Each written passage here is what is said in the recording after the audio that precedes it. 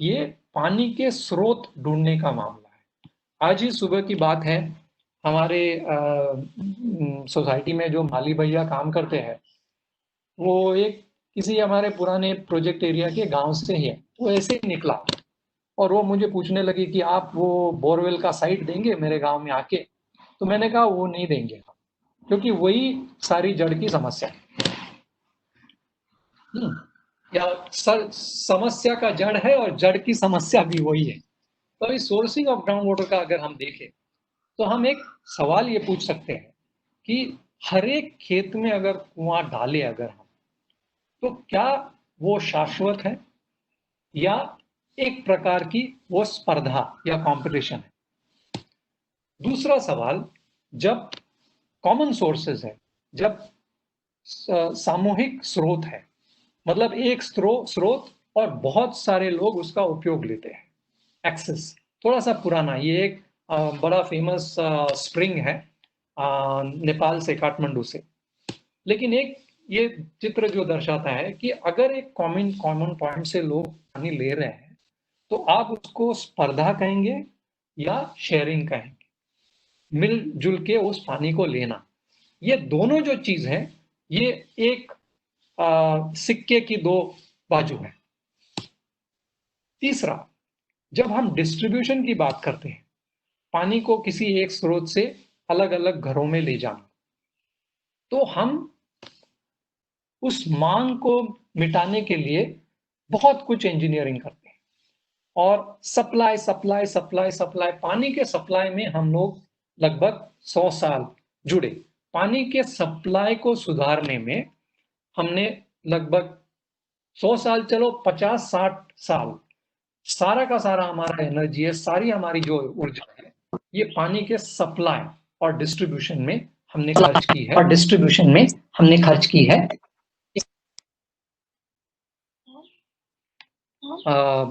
I'm getting an echo. I'm getting an echo. Someone is not muting the One is not muting the mic. Ravi,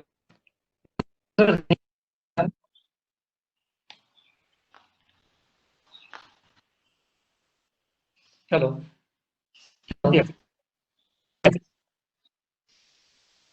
Hello, Ravindra, can you hear me?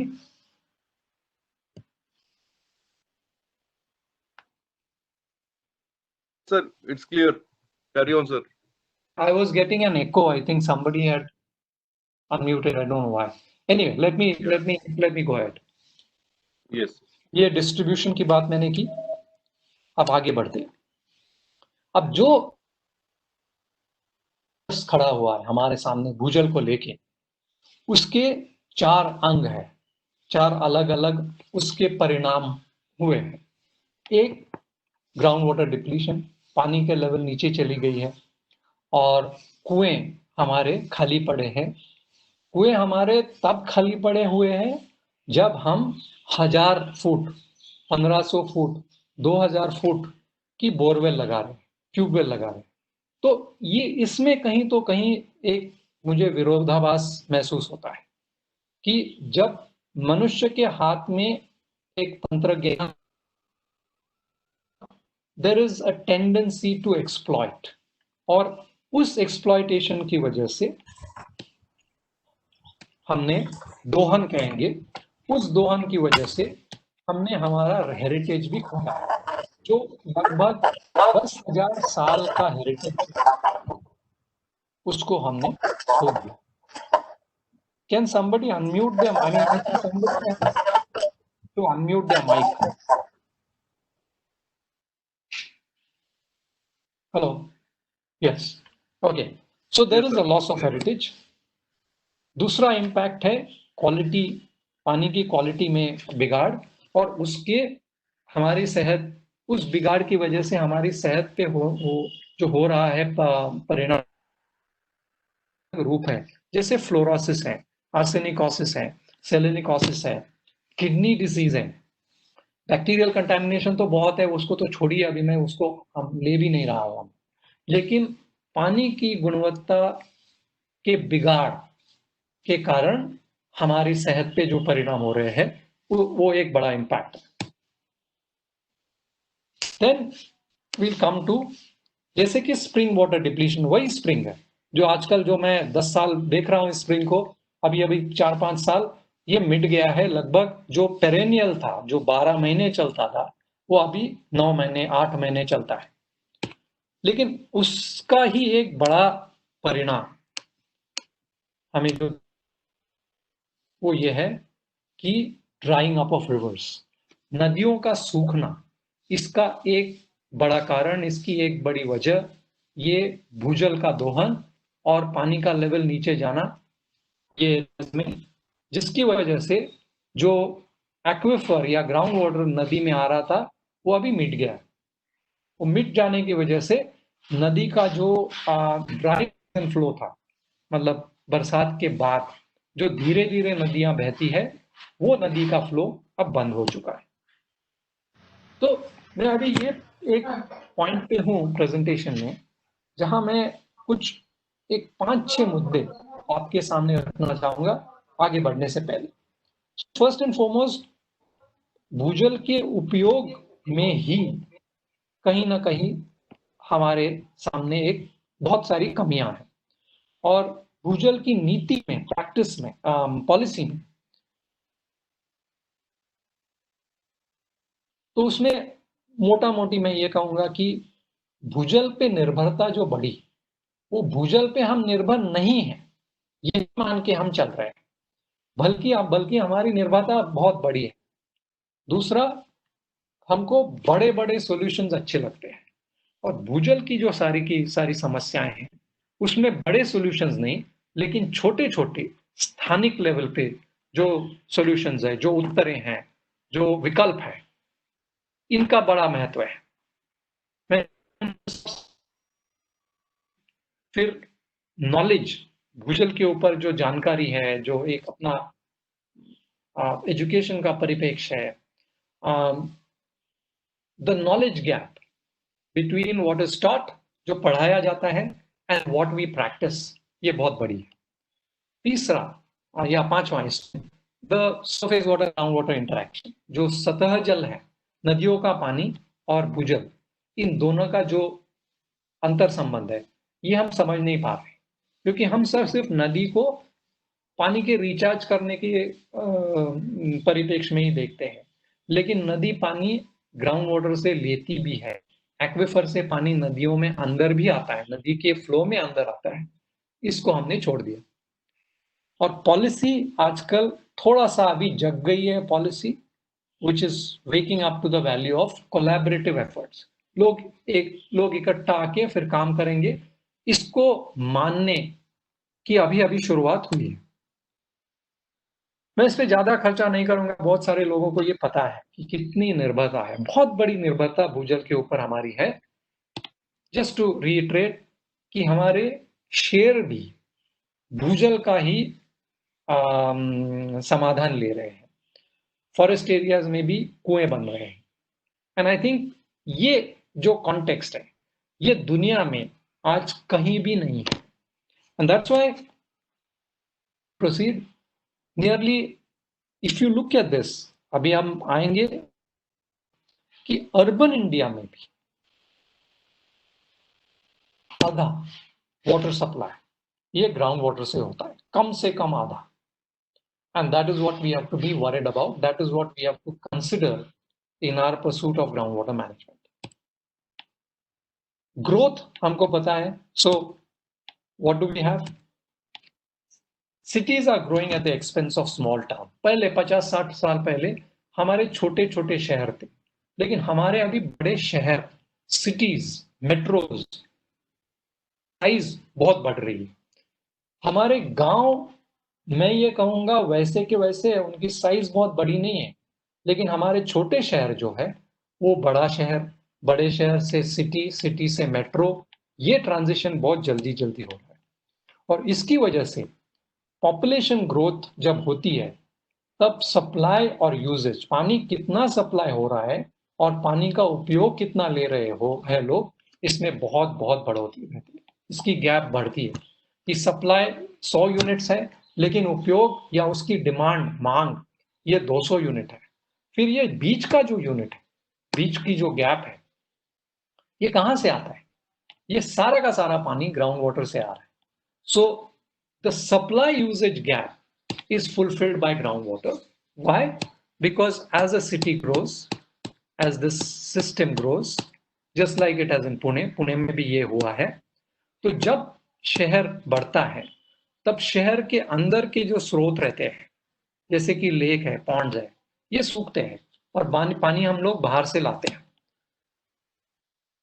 जो प्राकृतिक risen का area है वो मिट जाता है, उसके ऊपर हम construction करते हैं, हमारे एक्वेफर सूखने लगते हैं. एक तरफ हमने पानी ज्यादा लेने की शुरुआत की, दूसरी तरफ हमारे रिचार्ज एरियाज मिट गए.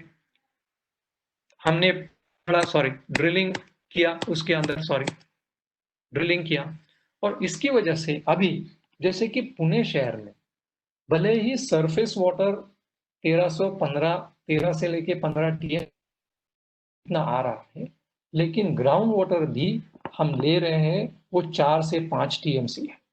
उसमें से हमारा ये अनुमान है कि 3 से 4 टीएमसी ये बोर और 1 से 2 टीएमसी ये ढगवेल से आ रहा है. बट इसको थोड़ा सा और ठीक से देखना पड़ेगा. और इसीलिए जो एक रेन वाटर हार्वेस्ट परिपेक्ष या विकल्प आगे निकल के आया है वो पानी के स्रोतों से लिंक्ड है. वो कैसे है? तो जैसे कि पुराने समय में, पुराने एक पूरी सिस्टम में, इवन 4000 ईयर्स अगो ये कुआं है जिसमें से पानी लेते हैं लोग. लेकिन ये रेन वाटर हार्वेस्टिंग की एक पूरी सिस्टम है, उसका एक छोटा सा पिक्चर मैंने डाला है, जो रेन वाटर को रिचार्ज में परिवर्तित करके इस कुएं को सस्टेनेबल बनाने में इसका उपयोग हुआ. बहुत सारे ऐसे उदाहरण हैं, जैसे कि सीएससी ने इनको थोड़ा सा वो भी किया है, डॉक्यूमेंट भी किया है. और फिर अगर हम देखें कि why is there a need for rain water harvesting link to water sources, इसी सारे ट्रेडिशन को अगर हमको चलाना तो हमें ये मान के चलना पड़ेगा. जब अर्बनाइजेशन होता है तब दो चीजें होती हैं. एक, जब हम बिल्डिंगें बनाते हैं तब जहां से रिसन हो रहा था पहले, नेचुरल रिचार्ज एरियाज है, वो मिट गया. दूसरा, जमीन के अंदर जो हमारे पाइपलाइन, हमारी सूएज सिस्टम, इसका लीकेज अल्टीमेटली कहाँ जाता है? वो नदियों में आता है तो हमें दिखता है, लेकिन जो हमें दिखता नहीं है वो हमारे एक्वेफर्स या ग्राउंड वाटर में चला जाता है. तो इसके लिए क्या हो रहा है कि पानी की लेवल नीचे चली गई है हमारे शहर में. ये हमको आसानी से दिखता नहीं, क्योंकि एक तरफ रिचार्ज कम हुआ है, हमने पानी निकालने ज्यादा लगे हैं, लेकिन ये लीकिंग मेन्स और सुअर्स की वजह से जो निकासी है और जो रिचार्ज की कमियां हैं, इसको ये अनवांटेड लीकेज ये ऑफसेट कर देता है. तो इट बिकम्स, इसको मैंने झिरो सम गेम कहा. तो मराठीमध्ये त्याला चांगली म्हण आहे, ह्याची गोळाबेरीज आहे ती शून्यावर येऊन थांबल्यामुळे आपल्याला आपल्याकडे भूजलाची समस्या आहे हेच कळत नहीं.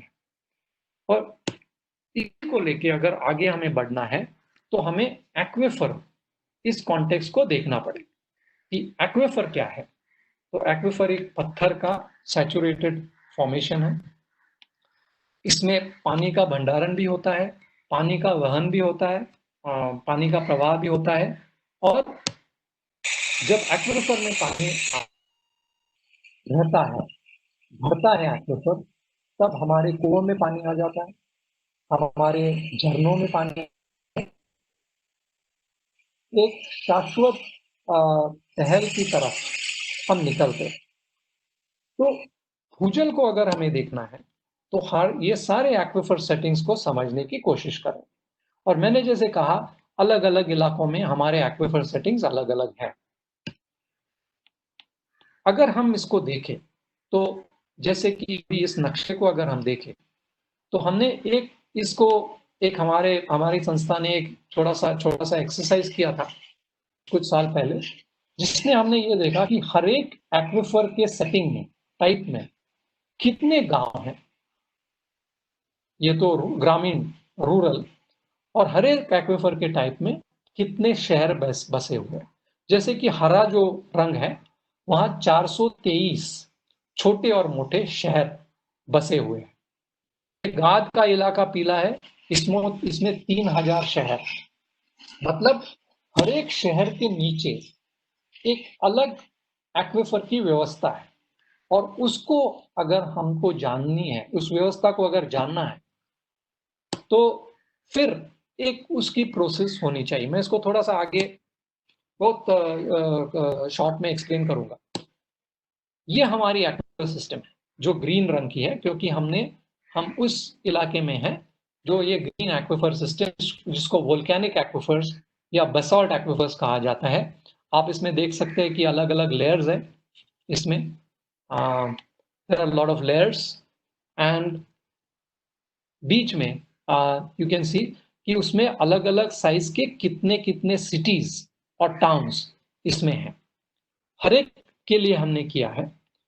और फिर अगर महाराष्ट्र की तरफ हम आए, तो महाराष्ट्र की जो एक विशेषता है, जिसको आगे जाके शशांक जी भी समझाने वाले हैं, इस विशेषता को समझने की जरूरत है। जैसे अगर पुणे सिटी में हमको अगर काम करना है, तो हमें समझना है कि हम इस हरे रंग के पत्थर के अंदर भूजल को देख रहे हैं। ऐसा नहीं है कि कर सकते हैं। ये वही स्थित वहां की लोकल कंडीशन है, बेसाल्ट का इलाका है।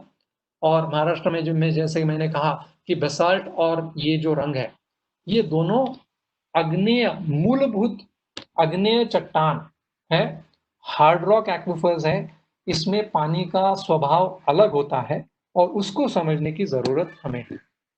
कुछ चित्र मैं बताऊंगा कि जैसे कि ये कहीं बाहर के, मतलब पुणे के बाहर के एरिया के है कि बेसाल्ट में भी दो प्रकार है। देखो, 2 या 3 प्रकार, एक ऐसा और एक ऐसा।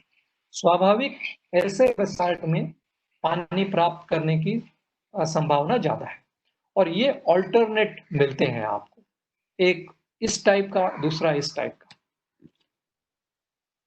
है। इसमें आड़े फ्रैक्चर्स है, हॉरिजॉन्टल फ्रैक्चर्स। जो ऊपर वाला बेसाल्ट था उसमें वर्टिकल फ्रैक्चर्स रहते हैं, फ्रैक्चर्स।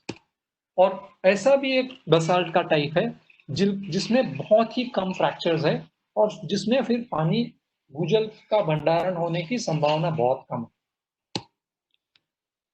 ये सारा मामला जो है, इसको हम मैप कर सकते हैं, इसका मानचित्रण कर सकते हैं। जैसे कि घोड़ नाम की नदी है हमारे, उस नदी के रिवर बेसिन में, उस नदी के बेसिन में, घोड़ रिवर बेसिन में, हमने 5 अलग अलग एक्विफर की व्यवस्था को ढूंढा है, पहचाना है, उसका स्टडी किया है, उसको कुछ उसकी भंडारण क्षमता, उसकी वहन क्षमता, इसके बारे में बहुत सारा एक विकल्प के तौर पे हमने गवर्नमेंट को भी दिया है, हमने वहां की संस्थाओं को भी दी। Now we'll come to Pune city, and that is my last section. So I'll take another 5 to 7 minutes, Ravindra. तो पुणे डिस्ट्रिक्ट का अगर रेनफॉल हम देखें, और फॉर्चुनेटली फॉर अस, हमारा सौभाग्य है कि पुणे डिस्ट्रिक्ट का रेनफॉल का rain gazing station Shivaji Nagar में, पुणे में। मतलब वो पुणे डिस्ट्रिक्ट का रेनफॉल रेन गेजिंग स्टेशन हमें पुणे शहर के बारे में अच्छी तरह से जानकारी देता है। 115 का बीच में एक 2-3 साल का डेटा हमें मिला नहीं, तो उसमें हम ये देख सकते हैं कि बहुत दोनों में, रेनफॉल और रेनफॉल के अंदर जो वेरिएबिलिटी है, उसमें जो परिवर्तन है, उसमें चेंज है, ये दोनों इंक्रीज हुआ है। जो नेगेटिव रेनफॉल एनॉमलीज है, मीन के अराउंड जो नेगेटिव है, नेगेटिव कम बारिश का प्रमाण 1928 तक बहुत ज्यादा था। 1928 से लेके लगभग यहां तक, which was 1982, ज्यादा बारिश का प्रमाण के साल ज्यादा थे, और फिर यहां कम बारिश का प्रमाण और भी बढ़ने लगा। दूसरा उसका एक इंपॉर्टेंट थिंग है, सॉरी, जनवरी से लेके मई तक जो प्री मॉनसून प्रेसिपिटेशन है, रेनफॉल है, ये कम हुआ है और इसका भी परिणाम natural recharge. Now let's go to the main point. Now ये एक जियोलॉजी को लेके पुणे सिटी के लिए हमने एक एक्विफर मैप भी बनाया, एक मोटा मोटी पुणे की एक्विफर सिस्टम क्या है, और इसी आधार पे हमने ये भी कोशिश की कि एक्विफर के जो रिचार्ज एरियाज है, वो रिचार्ज एरिया पुणे के ग्रोथ के इतिहास में, और अलग अलग वाटरशेड्स भी इसमें हैं, जलागम या पांडलोट जला मराठीत म्हणतात। तो 1920 से लेके अभी तक पुणे सिटी की जो ग्रोथ है, और इसमें मैं थोड़ा सा पिंपरी चिंचवड का भी पार्ट इंक्लूड करने की कोशिश कर रहा हूं कि ये जो ग्रोथ है, ये ग्रोथ की वजह से लगभग ये पूरे सिस्टम का 80% of the area is now urbanised, ये अर्बन हो गया है। और बहुत सारे रिचार्ज एरियाज नेचुरली हैं, लेकिन बहुत सारे रिचार्ज एरियाज इसके ऊपर कंस्ट्रक्शन या अर्बन कोई इंफ्रास्ट्रक्चर बन गया है। ये हमने काम शुरू किया, मेरे ख्याल से 1 साल अभी हुआ है इस काम को, कि पीसीएमसी के अंदर भी ऐसे ही हम कोशिश करने जा रहे हैं। ये वर्क इन प्रोग्रेस है। 3 से 4 मेन एक्विफर्स है, पुणे में 5-6 मेन एक्विफर्स है, 3 एक्विफर्स है। उन मोटा मोटी मैप दर्शाने की कोशिश मैंने की है, और ये कुछ ऐसे दिखता है। और पुणे के लिए, जैसे कि मैंने आपको पहले कहा, कि अगर आप देखें कि हर एक एक्विफर को देखें, इसमें बहुत कम ऐसे एक्विफर्स हैं जहां open plots, open land. So aquifer 1 का only 20% is open plot, aquifer 2 only 10% is open plot, aquifer 3 only 9%, aquifer 4 10%, aquifer 5 25%, which means जो पहले सारा ओपन था 100 years ago, दैट सिर्फ रिचार्ज एरिया की बात कर रहा हूं मैं। रिचार्ज एरिया में आज की वजह से और ओरिजिनल की तुलना में और अर्बनाइजेशन की वजह से सिर्फ 10 से 15% ओपन रिचार्ज एरिया अभी बचा हुआ है। एंड फिर एक्विफर के लेवल्स, इस डेटा को भी हम ले रहे हैं। मैं थोड़ा सा इसको जल्दी आगे स्किप करूंगा। विच मीन्स हमको अभी रिचार्ज के बारे में सोचना है। नाउ रिचार्ज मतलब, बहुत सारे लोगों को रिचार्ज का मतलब है एक पाइप लेना, ट्यूबवेल, और उसके अंदर पानी को ठूस के भरना, रूफटॉप से पानी इकट्ठा करना, पानी के अंदर पानी, पाइप के अंदर पानी को, उस पानी को ठूसना, और ये कहना कि हमारा रिचार्ज हो गया। लेकिन हमको ये समझना है कि रिचार्ज हम किसको कर रहे हैं। रिचार्ज हम एक्विफर को कर रहे हैं, कौन से एक्विफर को कर रहे हैं, गहरे वाले को कर रहे हैं, शैलो को कर रहे हैं, हमारे उपयोग में आने वाले एक्विफर को कर रहे हैं, या किसी और के उपयोग के आने वाले एक्विफर को कर रहे हैं। This context is still not present in any of these articulations. So, इसको हमें छोड़ना है और हमें रिचार्ज का मतलब और रिचार्ज की डेफिनेशन ये अलग ढंग से देखनी है, इसको एक्विफर के कॉन्टेक्स्ट में देखना है। तो इसके लिए एक सिस्टमैटिक प्रोसेस है, मैं ये जल्दी जल्दी बताऊंगा, शशांक जी इसके ऊपर और वो करने वाले। इसमें मेन पार्ट ये है कि रिचार्ज या एक्विफर के कॉन्टेक्स्ट में करना, इसमें दोनों का उपयोग बनना चाहिए, हमारे लिए भी, हमारे उपयोग के लिए भी उस पानी का उपयोग होना चाहिए, और पर्यावरण के लिए भी उस पानी का उपयोग होना चाहिए। कैसे किया जाता है, इसके प्रक्रिया में, मतलब 12 अलग अलग मैकेनिज्म्स है रिचार्ज करने के। ये this is all international, this is along international guidelines. दो जो मेन उपयोग है, वो पहला है रेन वाटर हार्वेस्टिंग करके पानी को एक्विफर के अंदर लाना, और मैनेज एक्विफर रिचार्ज ये सिर्फ 1, 2, 3 नहीं है, वो 5, 6, 7 भी है।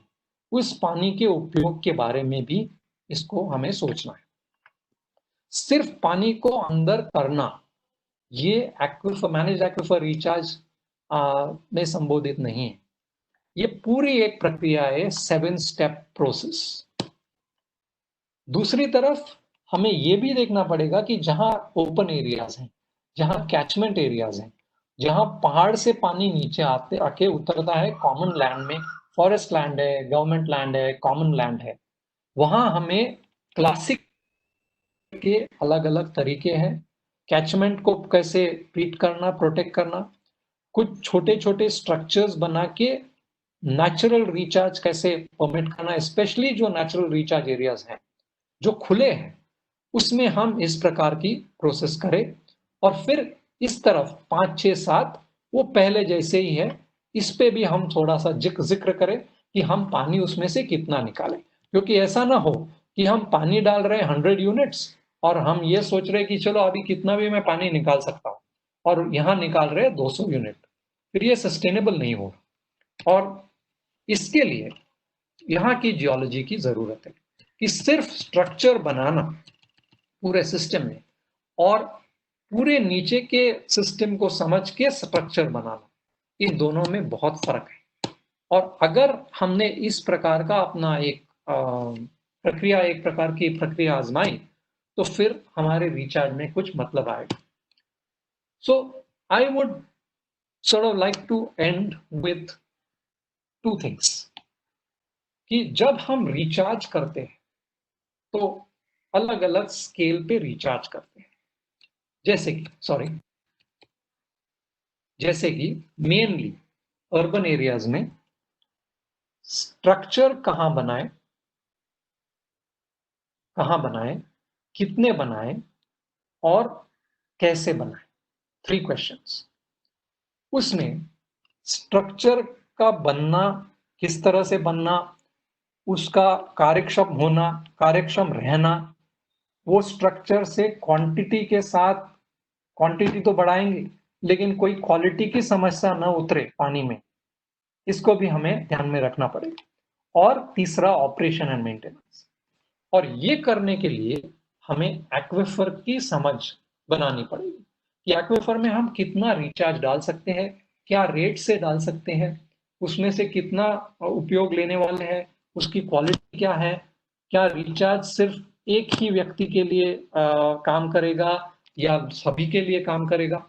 और फिर ग्राउंड वाटर मैनेजमेंट की बात, एक कुआं, एक बोरवेल से लेके housing society, cluster of society से वार्ड या इवन दैट अर्बन वाटरशेड जो मैंने आपको बताया, this is what the importance of aquifers as a reference to ground water recharges. Aquifer के संदर्भ से हमें ग्राउंड वाटर रिचार्ज करने की जरूरत है। ये पूरी प्रक्रिया में अगर हम साथ मिलके काम करें, मैपिंग करें, उसके मैनेजमेंट की बात करें, म्युनिसिपल कॉर्पोरेशन के साथ और स्टेट गवर्नमेंट के साथ गवर्नेंस की भी बात करें, जहां कोई कायदे कानून, नियमावली हम ला सकते हैं जो इस पूरी प्रक्रिया को एक कॉम्प्लीमेंट, एक support they. Say finally that local resources are required, community participation is required, and governance which is based on a public trust doctrine. Ground water ये एक कॉमन पूल रिसोर्स है, एक्विफर्स एक सामूहिक संसाधन है, ही एक सामूहिक साधन संपत्ती आहे आणि ती त्या हिशोबानेच आपल्याला जपली पाहिजे। आई विल एंड विद दिस क्योंकि ये मुझसे रहा नहीं जा रहा ये कहना कि जब हम, कल ही मैंने मुंबई के परिप्रेक्ष्य में किसी से मैं बात कर रहा था, तो परिणाम, the reason for urban flooding, ये किसी के ध्यान में नहीं आ रहा है। हमारे दिमाग में देखो, look at the 20th century, 21st century thinking, हमको पानी ठूस के अंदर भरना है, दिस इज आवर मेंटालिटी। लेकिन जब उसी एक्विफर के अंदर हम अर्बन सिस्टम में फाउंडेशन बना रहे थे, जब हमारी ऊंची ऊंची इमारतें बन रही थी, 50 स्टोरीज, 20 स्टोरीज, और उसके फाउंडेशन हम जब ले रहे थे, which goes deeper end deeper, हमने एक्विफर का ही एक बहुत बड़ा पार्ट हमने निकाला है। मतलब जो एक्विफर पुणे में अभी मेरे पास वो नहीं है, आंकड़े नहीं है, लेकिन मैं एक उदाहरण देता हूं आपको कि अगर शहर बड़ा होने से पहले कोई एक्विफर में 100 यूनिट पानी की कैपेसिटी थी, क्षमता थी, 100 यूनिट पानी की क्षमता हमने अर्बनाइजेशन में दो तरह से मिटाई। एक तो उसके रिचार्ज एरिया को मिटाया, हमने ज्यादा पानी लेना शुरुआत किया, और हमने एक्विफर की जो स्टोरेज कैपेसिटी 100 यूनिट की थी, हमारे बेसमेंट और कंस्ट्रक्शन की वजह से वो 100 यूनिट की कैपेसिटी आज हमने 80 या 70 यूनिट पे लाके रखी है। विच मीन्स आज वही एक्विफर सिस्टम जो 100 यूनिट स्टोर करने की कैपेसिटी रखता था 50 साल पहले, अब वो 70 यूनिट पे आया है, नहीं कर सकते। विच मीन्स हमें अच्छी तरह से रिचार्ज करना पड़ेगा और अच्छी तरह से पानी का उपयोग लेना पड़ेगा, हम ज्यादा पानी न लें। इस मुद्दे पे आके मैं रोकता हूं, आगे शशांक जी हमें बताने वाले हैं। बहुत बहुत धन्यवाद। Thank you, Himanshu sir. I will request now Shashank Deshpande sir to start his presentation.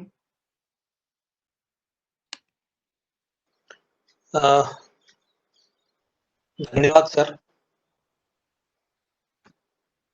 हाँ, आवाज सुनाई दे रहा है ना? जी हाँ, क्लियर है सर।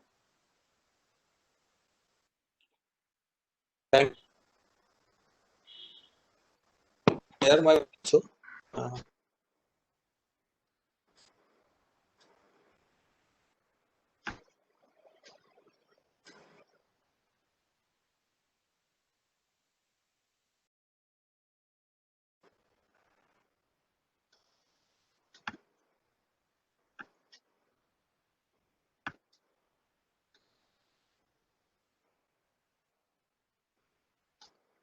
हाँ, दिसतंय सर, आपला स्क्रीन शेअरिंग ऍक्टिव्ह आहे। ओके, मोड मध्ये आहे, प्रेझेंटेशन मोड मध्ये आहे। Yes sir. नाही, स्लाइड शो मध्ये आहे ना? स्लाइड शो, हाँ नहीं, स्लाइड शो करा तुम्ही। Okay okay okay. हाँ हाँ,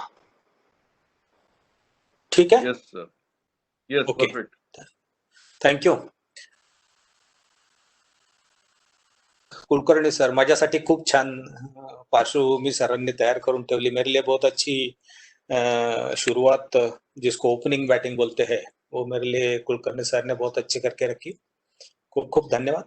त्यातला फक्त एक धागा जो सरांनी सांगितला पुणे शहराच्या बाबतीतला, तो घेऊन आपण पुढे जायचा प्रयत्न करूया, तिथून पुढे नेऊया की आपण काय केलं पाहिजे। आपल्याकडे मोठ्या प्रमाणावरती खूप मोठी असेट चांगली आहे। म्हणजे आजचा जो वेबिनार आपण करतोय तो देखील रोटरीच्या मदतीने करतोय। स्वयंसेवी संस्थांचे सन्माननीय प्रतिनिधी पण सोबत आहेत, खूप छान काम करतात आहेत।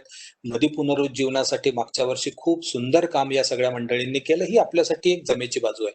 मगाशी सर जसं म्हणत होते की भूजल ही सामुदायिक संपत्ती आहे, एक सामूहिक संसाधन है। इस सामूहिक संसाधन को एक आदमी बटोर नहीं सकता। म्हणजे त्याच्यासाठी छोटंसं उदाहरण देतो।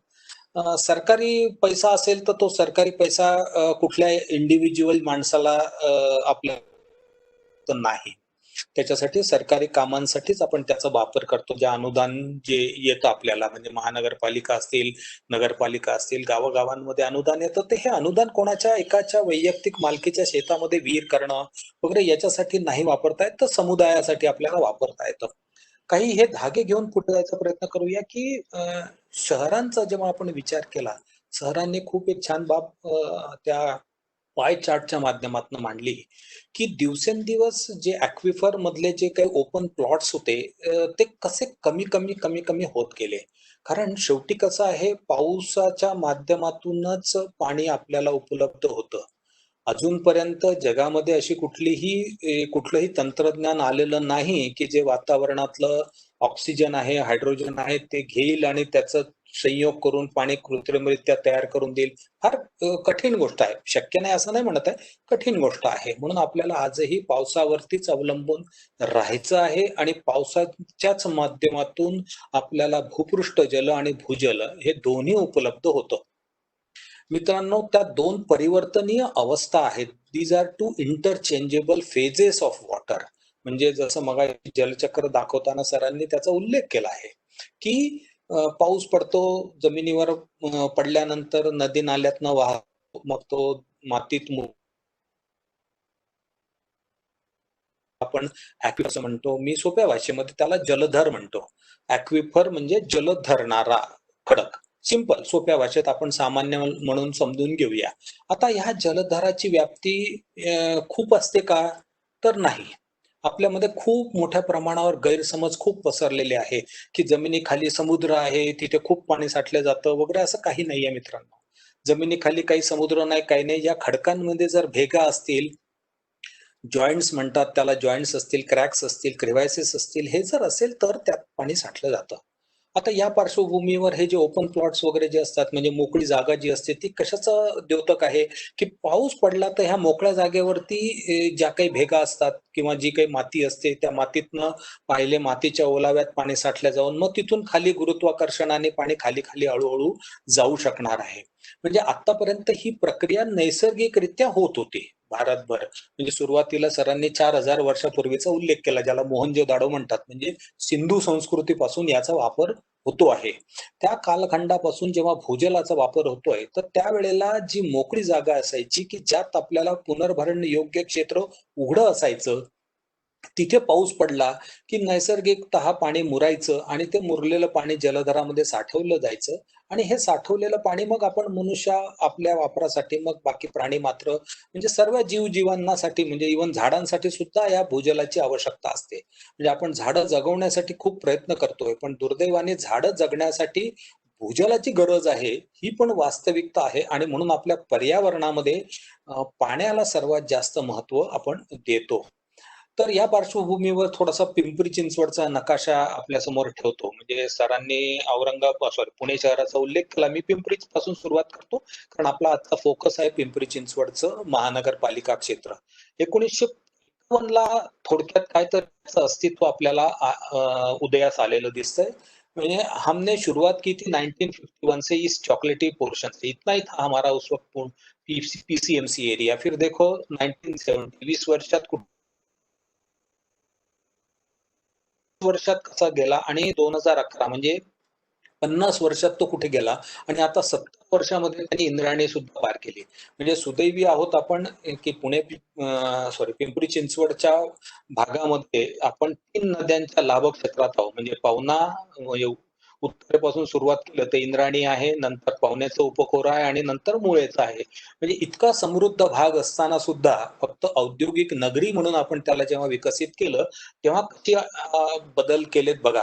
हे टोपोग्राफिक नकाशे आहे, म्हणजे भूपृष्ठीय स्थिती दर्शवणारे जे नकाशे आहेत ते भूपृष्ठीय स्थितीचे परिस्थिती त्यावेळेला आमच्या पिंपरी चिंचवड महानगरपालिका क्षेत्रात कशी होती बघा. तिथले नाले बघा, तिथले रस्ते बघा आणि तिथले असलेलं जैवविविधता सुद्धा कशी चांगली होती. मुद्दामून उजव्या बाजूला एक नकाशा जो एकत्रितपणे तयार केलेला एक संशोधनात्मक अभ्यास आहे. त्या संशोधनात्मक अभ्यासातनं हे मांडलेले जे निष्कर्ष आहेत त्यातले हे नकाशे आहे मित्रांनो. बघा, बिल्टअप एरिया त्यावेळेला फक्त पुण्यातच आपल्याला व्यापलेला दिसतोय. पिंपरी चिंचवडमध्ये त्यावेळेला खूप परिस्थिती म्हणजे बिल्टअप एरिया त्यावेळेला नव्हता, म्हणजे ज्याला सिमेंटचं आच्छादन असं म्हणतो आपण. म्हणजे मोठ्या प्रमाणावरती आपण तिथे रेसिडेन्शियल किंवा मग औद्योगिक शहराचा विकास आपण तिथे त्यावेळेला केलेला नव्हता. अशा वेळची ही परिस्थिती आहे. म्हणजे त्यावेळच्या परिस्थितीत आजही ते नकाशे आपल्याकडे उपलब्ध आहे की त्यावेळचं ड्रेनेज नेटवर्क, ड्रेनेजचा अर्थ असा नद्यांचं जाळं कसं होतं आणि त्या नद्यांच्या जाळ्यांच्या माध्यमातून नद्या म्हणजे खऱ्या अर्थानं आपल्यासाठी लाईफलाईन्स आहे. कारण पाण्याला आपण जीवन असं म्हणतो आणि ते जीवन ज्या मार्गाने प्रवास करतं त्या आहेत नद्या आणि नाले, म्हणून त्याला आपल्याला लाईफलाईन्स असं आपण म्हणतो. तर या लाईफलाईन्सचं जाळं किती छान विखुरलेलं होतं आणि त्यांच्या परिस्थितीमध्ये हळूहळू कसा बदल होत गेला हे आपण थोडंसं समजून घ्यायचा प्रयत्न करूया. आता या पिंपरी चिंचवड महानगरपालिकेचा सध्याचा जो काही वार्ड मॅप आहे, कदाचित आता तो नवीन त्याच्यामध्ये आपण समाविष्ट केलेली आहे, त्याच्यामुळे क्षेत्र थोडंसं व्यापलेलं असेल, अधिक वाढलेलं असेल, पण 180 ते 200 चौरस किलोमीटरचं सध्याचं क्षेत्र आहे. आणि इथे बघा आपल्याला दिसतंय की इथे कसं आपलं नद्यांचं आणि नाल्यांचं आपल्याकडे जाळं होतं. आता हा झाला पठारी भाग, ज्याला आपण रिज लाईन असं म्हणतो. म्हणजे हा इंद्रायणी आहे, ते पवना आहे आणि इकडे खाली आपली मुळा आहे. म्हणजे या 3 उपनद्यांच्या खोऱ्यामध्ये आपला पिंपरी चिंचवड महानगरपालिका आपली वसलेली आहे. आता जसं सरांनी पार्श्वभूमी सांगितली, मी याच्यात काही खूप तपशिलात जाणार नाही, पण आपल्याला अभ्यासाची गरज आहे, कारण जोपर्यंत आम्ही भूजलाचं ज्याला आपण घर असं म्हणूया, जल धरणारा जो खडक आहे त्याची व्याप्ती किती, खोली किती, त्याच्यामध्ये किती पाणी साठू शकेल. कारण जेव्हा आपण एखाद्या गोष्टीला संपत्ती असं म्हणतो, म्हणजे पैसा जेव्हा आपण म्हणतो तेव्हा त्याच्या पैशाच्या उपलब्धतेचा आपण विचार करतो आणि मग त्याचं पहिले नियोजन होतं, मग त्याची उपलब्धता किती आहे आणि मग त्याचा व्यवस्थापनाचा विचार करतो. त्याचप्रमाणे जलसंपत्तीला सुद्धा, म्हणजे आपल्याला water resources is the next resources to money, म्हणजे पैशानंतर पाण्याला जास्त आपण महत्व देतो, म्हणून त्याला आपण रिसोर्सेस असं म्हणतो. त्यामुळे त्याच्या उपलब्धतेसाठीचा सुद्धा आपण विचार केला पाहिजे. त्याच्यासाठी अभ्यासाची गरज आहे, तो आपण प्रयत्न करतोय. तो त्याची उपलब्धता कशी, म्हणजे कशी किती आहे याचा थोडासा अंदाज म्हणून तुमच्या माहितीसाठी सांगतो की एक ढोबळमानाने 200 चौरस किलोमीटर क्षेत्रामध्ये जो 722 मिलीमीटर पाऊस पडतो, सरासरी पाऊस आहे पिंपरी चिंचवड महानगरपालिका क्षेत्रातला, म्हणजे पुण्यापेक्षा साधारण 20 मिलीमीटर अजून कमीच आहे, 20 ते 40 मिलीमीटर अजून कमी आहे थोडंसं भाग क्षेत्र सोडलं तर. आणि याचा विचार केला तर म्हणजे पडणाऱ्या पावसाच्या साधारण ढोबळमानाने 10% पाणी आपल्याला, 10 ते 15% पाणी हे भूजल स्वरूपामध्ये रूपांतरित होत असतं. मग याचा जर विचार केला तर साधारणपणे 1400 कोटी litre, 1400 crore litres of water इतकं पाणी भूजल स्वरूपामध्ये अंदाजितरित्या पिंपरी चिंचवड महानगरपालिका क्षेत्रामध्ये जर सरासरी पाऊस झाला आणि भूजल अनुकूलता असेल, जलधर चांगला असेल तर आपल्याला होऊ शकतं. आता गंमत कशी, आपण आता सुरुवात करतो 1992 पासून. या ज्या काही फॉल्स कंपोजिट्स आहेत, म्हणजे सॅटेलाइट मधनं प्राप्त झालेल्या प्रतिमा आहेत, या प्रतिमांचा विचार केला तर 1992 मध्ये बघा, लाल जे आहे ते आपलं बांधकाम असलेलं क्षेत्र आहे. म्हणजे आपण हा सगळा औद्योगिक भाग आहे, त्यामुळे इथे त्यावेळेला होत होतं. नंतर 1998 ची परिस्थिती बघा, कसं क्षेत्र वाढत गेलं. 2004 मध्ये बघा जवळपास आपण निम्म्यापेक्षा जास्त आणि 60% इतकं क्षेत्र हे बांधकामाखाली आणलं. आणि 2008 मध्ये जर आपण बघितलं तर जवळपास 80% क्षेत्र हे बांधकामाखाली आलं. आणि ह्या जे काही आपण व्हेजिटेशन म्हणतो, म्हणजे ज्याला खुल्या जमिनी म्हणतो, त्यांचं क्षेत्र किती कसं कसं कमी कमी होत गेलं. आणि आता जर का 2011 ची जर इमेज, ती दुर्दैवाने मला नाही मिळू शकली, म्हणून मी त्याचा नकाशामध्ये रूपांतरित करू शकलो नाही, पण या इमेजेस जर आपण बघितल्या तर आपण 2008 म्हणजे साधारण 2010 पर्यंत बऱ्याचशा अंशी, म्हणजे 80 ते 85% क्षेत्रावरती आपण बांधकामांचं जाळं विणलेलं आहे. औद्योगिकरणामुळे हे गरजेचं होतं, हे सगळं मान्य आहे, परंतु हे करत असताना आपण धोरणांचा काही विचार केला नाही का? तर आपण धोरणांचा विचार केला नाही असं उत्तर येतं. याचं कारण असं आहे की भूजलाला पुनर्भरण होण्यासाठी पावसावरच अवलंबून राहावं लागतं. आणि आपला जो खडक आपल्याकडे मोठ्या प्रमाणावर आढळतो त्याला आपण बेसाल्ट असं म्हणतो, मराठीमध्ये त्याला काळा पाषाण म्हणतात, ग्रामीण भागामध्ये तिथे मांजऱ्या म्हणतात, वेगवेगळ्या भागामध्ये वेगवेगळी त्यांची नावं आहेत, पण त्यांची गुणधर्म मात्र सर्वदूर एकसारखी आहे. आता हे नकाशे तुम्हाला भुवन नावाच्या संकेतस्थळावरती केंद्र शासनाने मोफत उपलब्ध करून दिलेले आहे.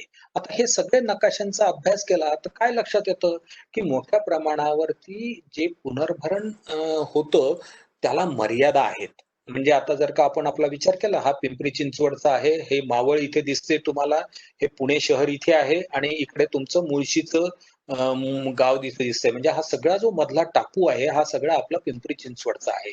आणि यातला जर रंग आपण बघितला तर आपण साधारणपणे या गुलाबी रंगामध्ये आहोत. गुलाबी ते थोडासा ब्राउनिश कलरच्या रंगामध्ये काही भाग आहे. म्हणजे याचा अर्थ असा, आपल्याकडची जी भूजलाची उपलब्धता आहे ती खूप मर्यादित स्वरूपाची आहे. खूप खोल गेलं म्हणजे खूप पाणी लागतं. आपण तेव्हा लोकांच्या मनामध्ये खूप असतं की आपण खूप खोल बोर घ्यायचं, 200 फूट, 500 फूट, 1000 फूट. पाणी मित्रांनो जास्तीत जास्त आपल्याला पुणे आणि पिंपरी चिंचवड भागामध्ये 60 ते 70 मीटर पर्यंत, अपवादात्मक परिस्थितीमध्ये 80 मीटर पर्यंतच चांगल्या भूजलाची उपलब्धता आहे. म्हणजे त्याच्या खाली आपण खूप खोल जाऊन खूप पाणी मिळतं अशी धारणा चुकीची आहे. आता ह्या नकाशांमधनं हे स्पष्ट करायचा प्रयत्न केंद्र शासनाने केलेला आहे की या भूजलाच्या उपलब्धतेला खूप मर्यादा आहेत आणि ह्या मर्यादांचा आपण विचार केला तर याला आपण पुनर्भरणाची आपण जोड देण्याची आवश्यकता आहे. कारण नैसर्गिकरित्या आपण आता मागच्या भागांमध्ये बघितलं की जे काही नैसर्गिकरित्या पुनर्भरण होणारं जे क्षेत्र होतं, ज्याला आपण मातीचं आच्छादन असलेलं क्षेत्र असं म्हणतो, ते आपण काढून टाकलं आणि आता आपण सिमेंटच्या चादरी त्याच्यावरती अंथरलेल्या आहेत. तर आता या चादरी जेव्हा आपण अंतरलेल्या आहेत, त्या परिणाम काय झाला की पडणाऱ्या पावसाचा थेंब जो मातीत मुरायचा आणि तो मातीतनं खडकात रूपांतरित व्हायचा, जलधरामध्ये जाऊन साठायचा, ती प्रक्रियाच बंद होऊन गेलेली आहे. आणि म्हणून आपल्याला आता त्या कृत्रिम भूजल पुनर्भरणावरती आपल्याला मोठ्या प्रमाणावरती अवलंबून राहावं लागत आहे. म्हणून एक सरांनी शब्द वापरला की आपण हमें भूजल ठूस के नहीं भरना है. याचं कारण असं आहे ते आपण थोडंसं पुढे बघणार आहोत की भूजल का ठुसून भरायचं नाही आहे, पण त्याच्या काही मर्यादा आहेत.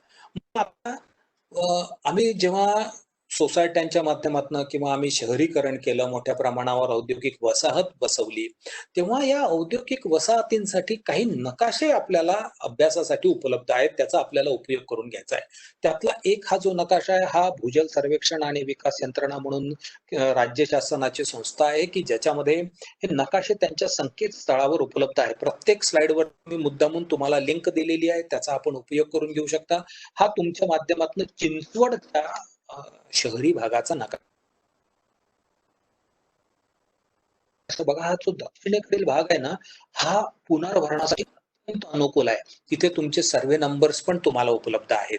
म्हणजे काय करायचंय, आता ज्या सोसायट्या असतील किंवा आमचे जे काही औद्योगिक वसाहती असतील, त्या जर या भागामध्ये असतील तर त्या औद्योगिक वसाहतींनी 100% खात्रीने किंवा 100% अनिवार्यपणे कृत्रिमरित्या भूजल पुनर्भरण करायचं आहे. कारण हे जर आम्ही केलं नाही तर आमचा जो जलदर आहे, जी पाणी पातळी आहे, त्यातली जी भूजलाची पाणी पातळी आहे, ती हळूहळू खालावत चाललेली आहे. त्याचे काही विपरीत परिणाम आपल्याला पुढच्या येणाऱ्या 10 ते 20 वर्षांमध्ये आपल्याला पाहायला सुरुवात होणार आहे. म्हणून आत्ताच आपण त्याच्यामध्ये जागरूक व्हायचं आहे. आणि निळ्या भागामध्ये जर का आमची सोसायटी असेल किंवा आमच्या औद्योगिक वसाहती असतील, तर तिथे त्यांनी खडकांमध्ये म्हणजे जमिनीमध्ये पाणी मुरवण्यासाठीचे जे काही आपल्याला प्रयत्न आहेत, पुढे आपण बघणार आहोत, ते आपल्याला करायचे आहेत. आणि हा जो पिवळा भाग आहे, यात मर्यादित स्वरूपामध्ये भूजल उपलब्धता आहे. म्हणजे कसं असतं बघा, आपलं साधं उदाहरण, आपलं उदाहरण द्यायचं झालं तर जेव्हा आपण यंग असतो तेव्हा आपली काम करण्याची क्षमता खूप चांगली असते. तसंच या जलधरांच्या बाबतीमध्ये आहे. प्रत्येक जलधराची पाणी धरण्याची आणि पाणी देण्याची क्षमता ही वेगवेगळी असते. काही जलधर असे असतात की ज्यांची क्षमता फार कमी असते. जसं आता आपल्या घरातलीच आपण माणसांचा विचार केला तर प्रत्येक माणसाचं पोट सारखं नसतं. म्हणजे कोणी 4 पोळ्या खाईल तर कोणी एकच पोळी खातं. कोणाचं एका पोळीमध्ये खूप व्यवस्थित पोट भरून जातं. तर कोणाचं 7-8 पोळ्या, पहिलवान माणूस असेल तर त्याचा आहार चांगला असतो. म्हणजे पहिलवान ॲक्विफर्स आपल्याकडे नाही. आपल्याकडे सर्वसाधारण माणसाचे ॲक्विफर्स आहेत असं आपण गृहीत धरायचं आपल्या पिंपरी चिंचवड महानगरपालिका क्षेत्रामध्ये.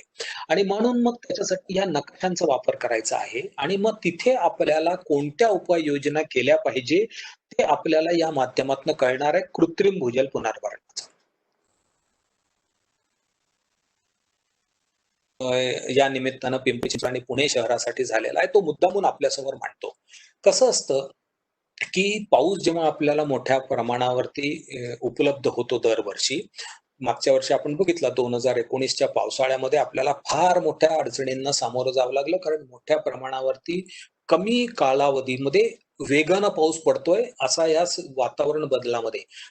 Because of the climate change the rainfall pattern is changing. या बाबतीत आता शास्त्रज्ञांमध्ये काही दुमत नाहीये आणि ते आपण सगळेजण दरवर्षी अनुभवतोय. आता सुद्धा बघा, आता मोठ्या प्रमाणावरती ड्राय स्पेल आता आपल्याला यावर्षी सुद्धा पाहायला मिळतोय. म्हणजे 2 पावसांमधला जो गॅप आहे तो कालखंड आता जवळपास 7 ते 15 दिवसाचा असा होत आलेला आहे, असं आपल्याला निदर्शनास येत आहे. या अभ्यासामध्ये 2 गोष्टी प्रामुख्याने मांडलेल्या आहेत. त्यातला डाव्या बाजूचा हा जो नकाशा आहे, त्या नकाशामध्ये जी उपखोरी आहेत, म्हणजे आपण वरतून सुरुवात केली तर त्याला त्यांनी मोशीचं म्हटलेलं आहे, हे पिंपरीचं आहे आणि हे हिंजेवाडीचं आहे, आणि खाली गेलं तर मग हे पुण्याची उपखोरी आहेत. आणि या अभ्यासामध्ये जर आपण असं बघितलं तर हे इम्परव्हियस सरफेस हा सॅटेलाइट मधनं घेतलेल्या इमेजेस मधनं ह्या इम्परव्हियस सर्व्हेस 2001 मध्ये कसे होते. इम्परव्हियस म्हणजे जे ज्याला आपण अपार्य असं म्हणता येईल, म्हणजे परव्हियस नसलेलं जे क्षेत्र आहे, जे पुनर्भरण योग्य क्षेत्र नसलेलं म्हणता येईल, ते क्षेत्र कसं वाढत गेलं बघा. 2001 मध्ये किती होतं आणि इकडे ब्राऊन कलर 2014 मध्ये आपल्याला सर्वदूर व्यापलेलं दिसतंय. आता या अभ्यासामध्ये एक गोष्ट लक्षात आली की त्यांनी या सगळ्यांमधनं काही गुणांक काढायचा प्रयत्न केला. बघा, 2001 मध्ये साधारणपणे परव्हियस क्षेत्र होतं 185 स्क्वेअर किलोमीटरचं, की जे आपल्या पिंपरी चिंचवड मध्ये समाविष्ट होतं, आणि इम्परव्हियस क्षेत्र फक्त 57 चौरस किलोमीटरचं होतं. आणि 2014 मध्ये बघा, 185 वरनं आपण 136 वर आलो आणि इम्परव्हियस मध्ये इतकी मोठ्या प्रमाणावर वाढ झाली. परिणाम काय झाला बघा, की जो 2600 क्युबिक फीटचा जो रन ऑफ जनरेट होत होता, रन ऑफचा अर्थ आपण सोप्या भाषेत समजून की उपलब्ध होणारं जमिनीवरचं पाणी, आता ते वाढून जवळपास दुप्पट झालंय. म्हणजे आता विचार करा की ढोबळमानाने पाऊस जेव्हा पडतो तेव्हा त्यातला आपण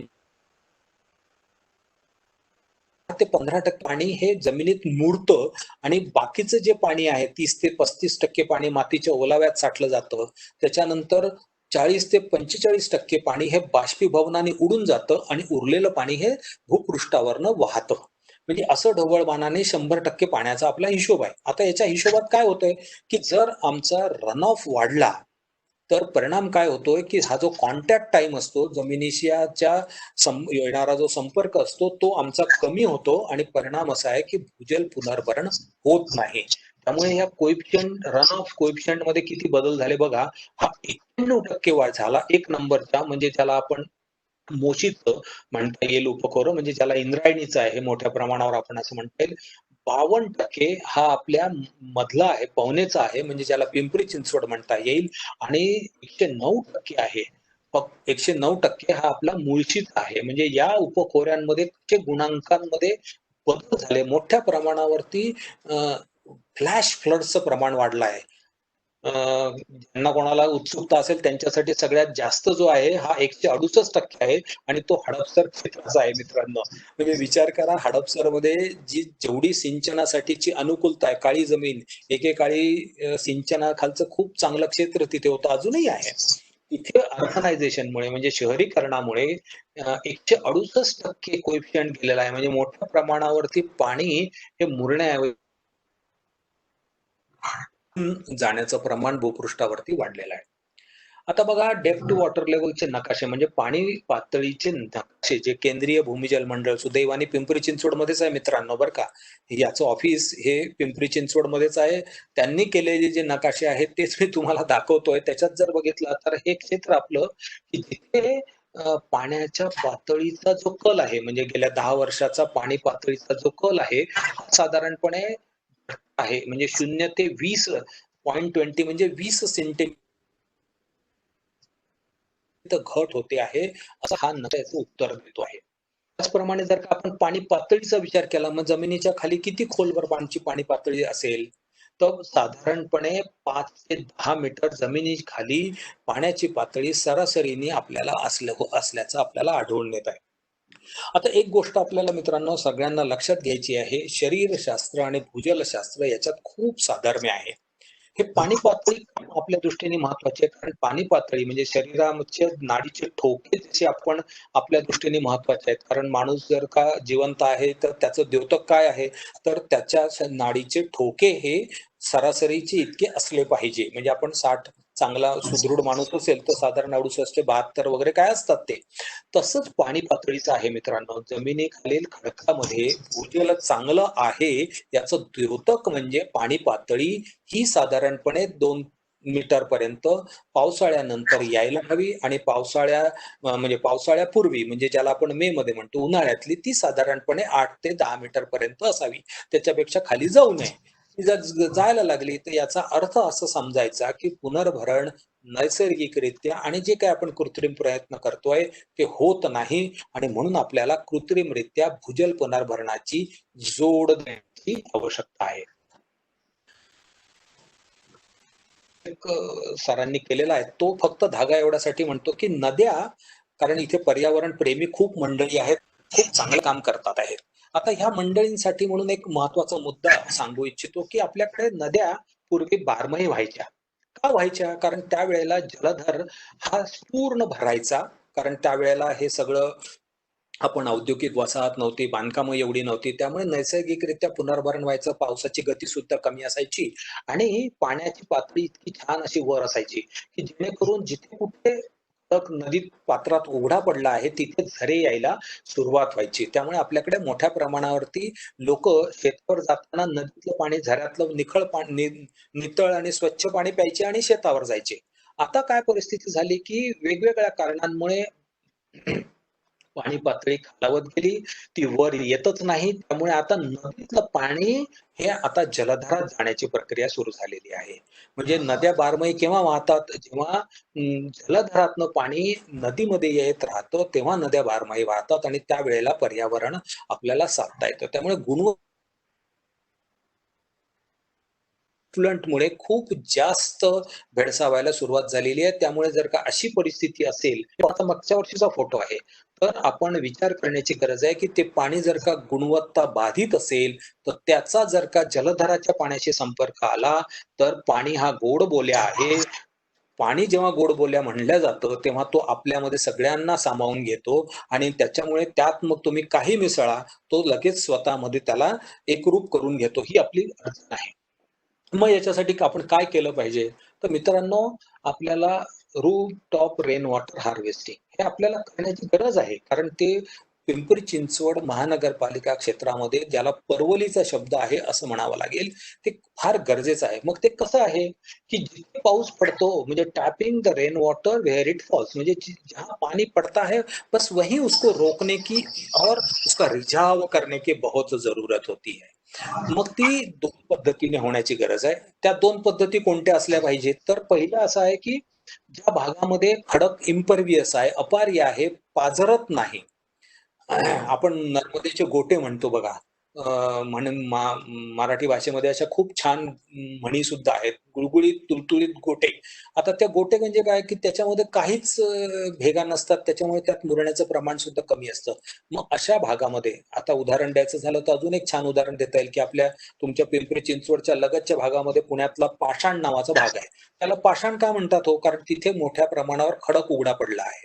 आणि मग तिथे काय करता येतं? तिथे मुरण्याचं प्रमाण, भूजलात पावसाचं मुरण्याचं प्रमाण अत्यल्प आहे. मग अशा ठिकाणी आपल्याला टाक्या केल्या पाहिजे जमिनीच्या खाली. कारण सुदैवाने आपण बांधकाम करत असताना 2 फ्लोअर खाली जातो, 3 फ्लोअर जातो. बऱ्याच ठिकाणी 4-4 फ्लोअर, म्हणजे साधारण 60 ते 80 फूट पर्यंत खालपर्यंत गेलो आहे. आता मेट्रोच्या माध्यमातून आम्ही 100 पेक्षाही खाली गेलेलो आहे, 100 फुटापेक्षाही खाली गेलेलो आहे. म्हणजे आता अशा ठिकाणी आम्हाला, जर आम्ही तिथला जलधर पूर्ण काढून टाकत असू तर तिथे आम्ही साठवण टाक्या करण्याचा प्रयत्न केला पाहिजे. आणि दुसरा जो प्रकार आहे तो रेन वॉटर आहे, की जो नैसर्गिकरित्या होणारं पुनर्भरण आहे आणि कृत्रिमरित्या पुनर्भरण. यातली एक गोष्ट लक्षात घ्यायची आहे की याला आपण पाण्याची बँक असं म्हणतो. ग्राउंड वॉटर म्हणजे भूजल, it is just like A bank. जसं आपण बँकेमध्ये पैसे टाकतो आणि आपणच टाकलेले पैसे बँक मॅनेजर आपल्याला देत नाही, कारण त्याला मिनिमम अमाउंट आपण ठेवली पाहिजे. तर त्या दृष्टिकोनातून भूजलाच्या बाबतीतही आपल्याला तसाच नियम लागू करण्याची गरज आहे की जेवढं पाणी दरवर्षी मुरतं जमिनीखाली खडकांमध्ये साठतं त्याच्या काही अंशीच म्हणजे 70 ते 80% पाणी आपण काढलं पाहिजे. दुसरा याचा एक ऍडव्हान्टेज असा आहे की हे बाष्पीभवनापासून वाचवता येतं. मगाशी मी तुम्हाला सांगताना बोललोय की साधारण 40 पुणे शहरात विचार केला तर पुणे आणि पिंपरी चिंचवडमध्ये तर साधारणपणे हे प्रमाण 30 ते 35% पाणी बाष्पीभवनाने उडून जातं. म्हणजे विचार करा मित्रांनो, हे 30 ते 35% पाणी आम्ही जर का जमिनीत लपवून ठेवलं, दडवून ठेवलं, सूर्यकिरणांपासून वाचवलं तर आपल्याला ते पुन्हा उपलब्ध होऊ शकतं. म्हणून आपण याला पाण्याची बँक असं म्हणतो. मग मित्रांनो, हे सर्वदूर शक्य आहे का कृत्रिमरित्या पुनर्भरण? तर सर्वदूर शक्य आहे, पण प्रत्येक ठिकाणी शक्य नाही. एनिवेअर बट नॉट एव्हरीवेअर हे लक्षात ठेवायचं. काही आता त्याच्या आपण काही हे कुठे आम्हाला शक्य आहे ते थोडंसं समजून घ्यायचा प्रयत्न करूया आपण. वैज्ञानिक चाचण्या जसं आता आपण मगाशी सुरुवातीला बघितलं की शरीरशास्त्र आणि भूजलशास्त्रामध्ये खूप साधर्म्य आहे.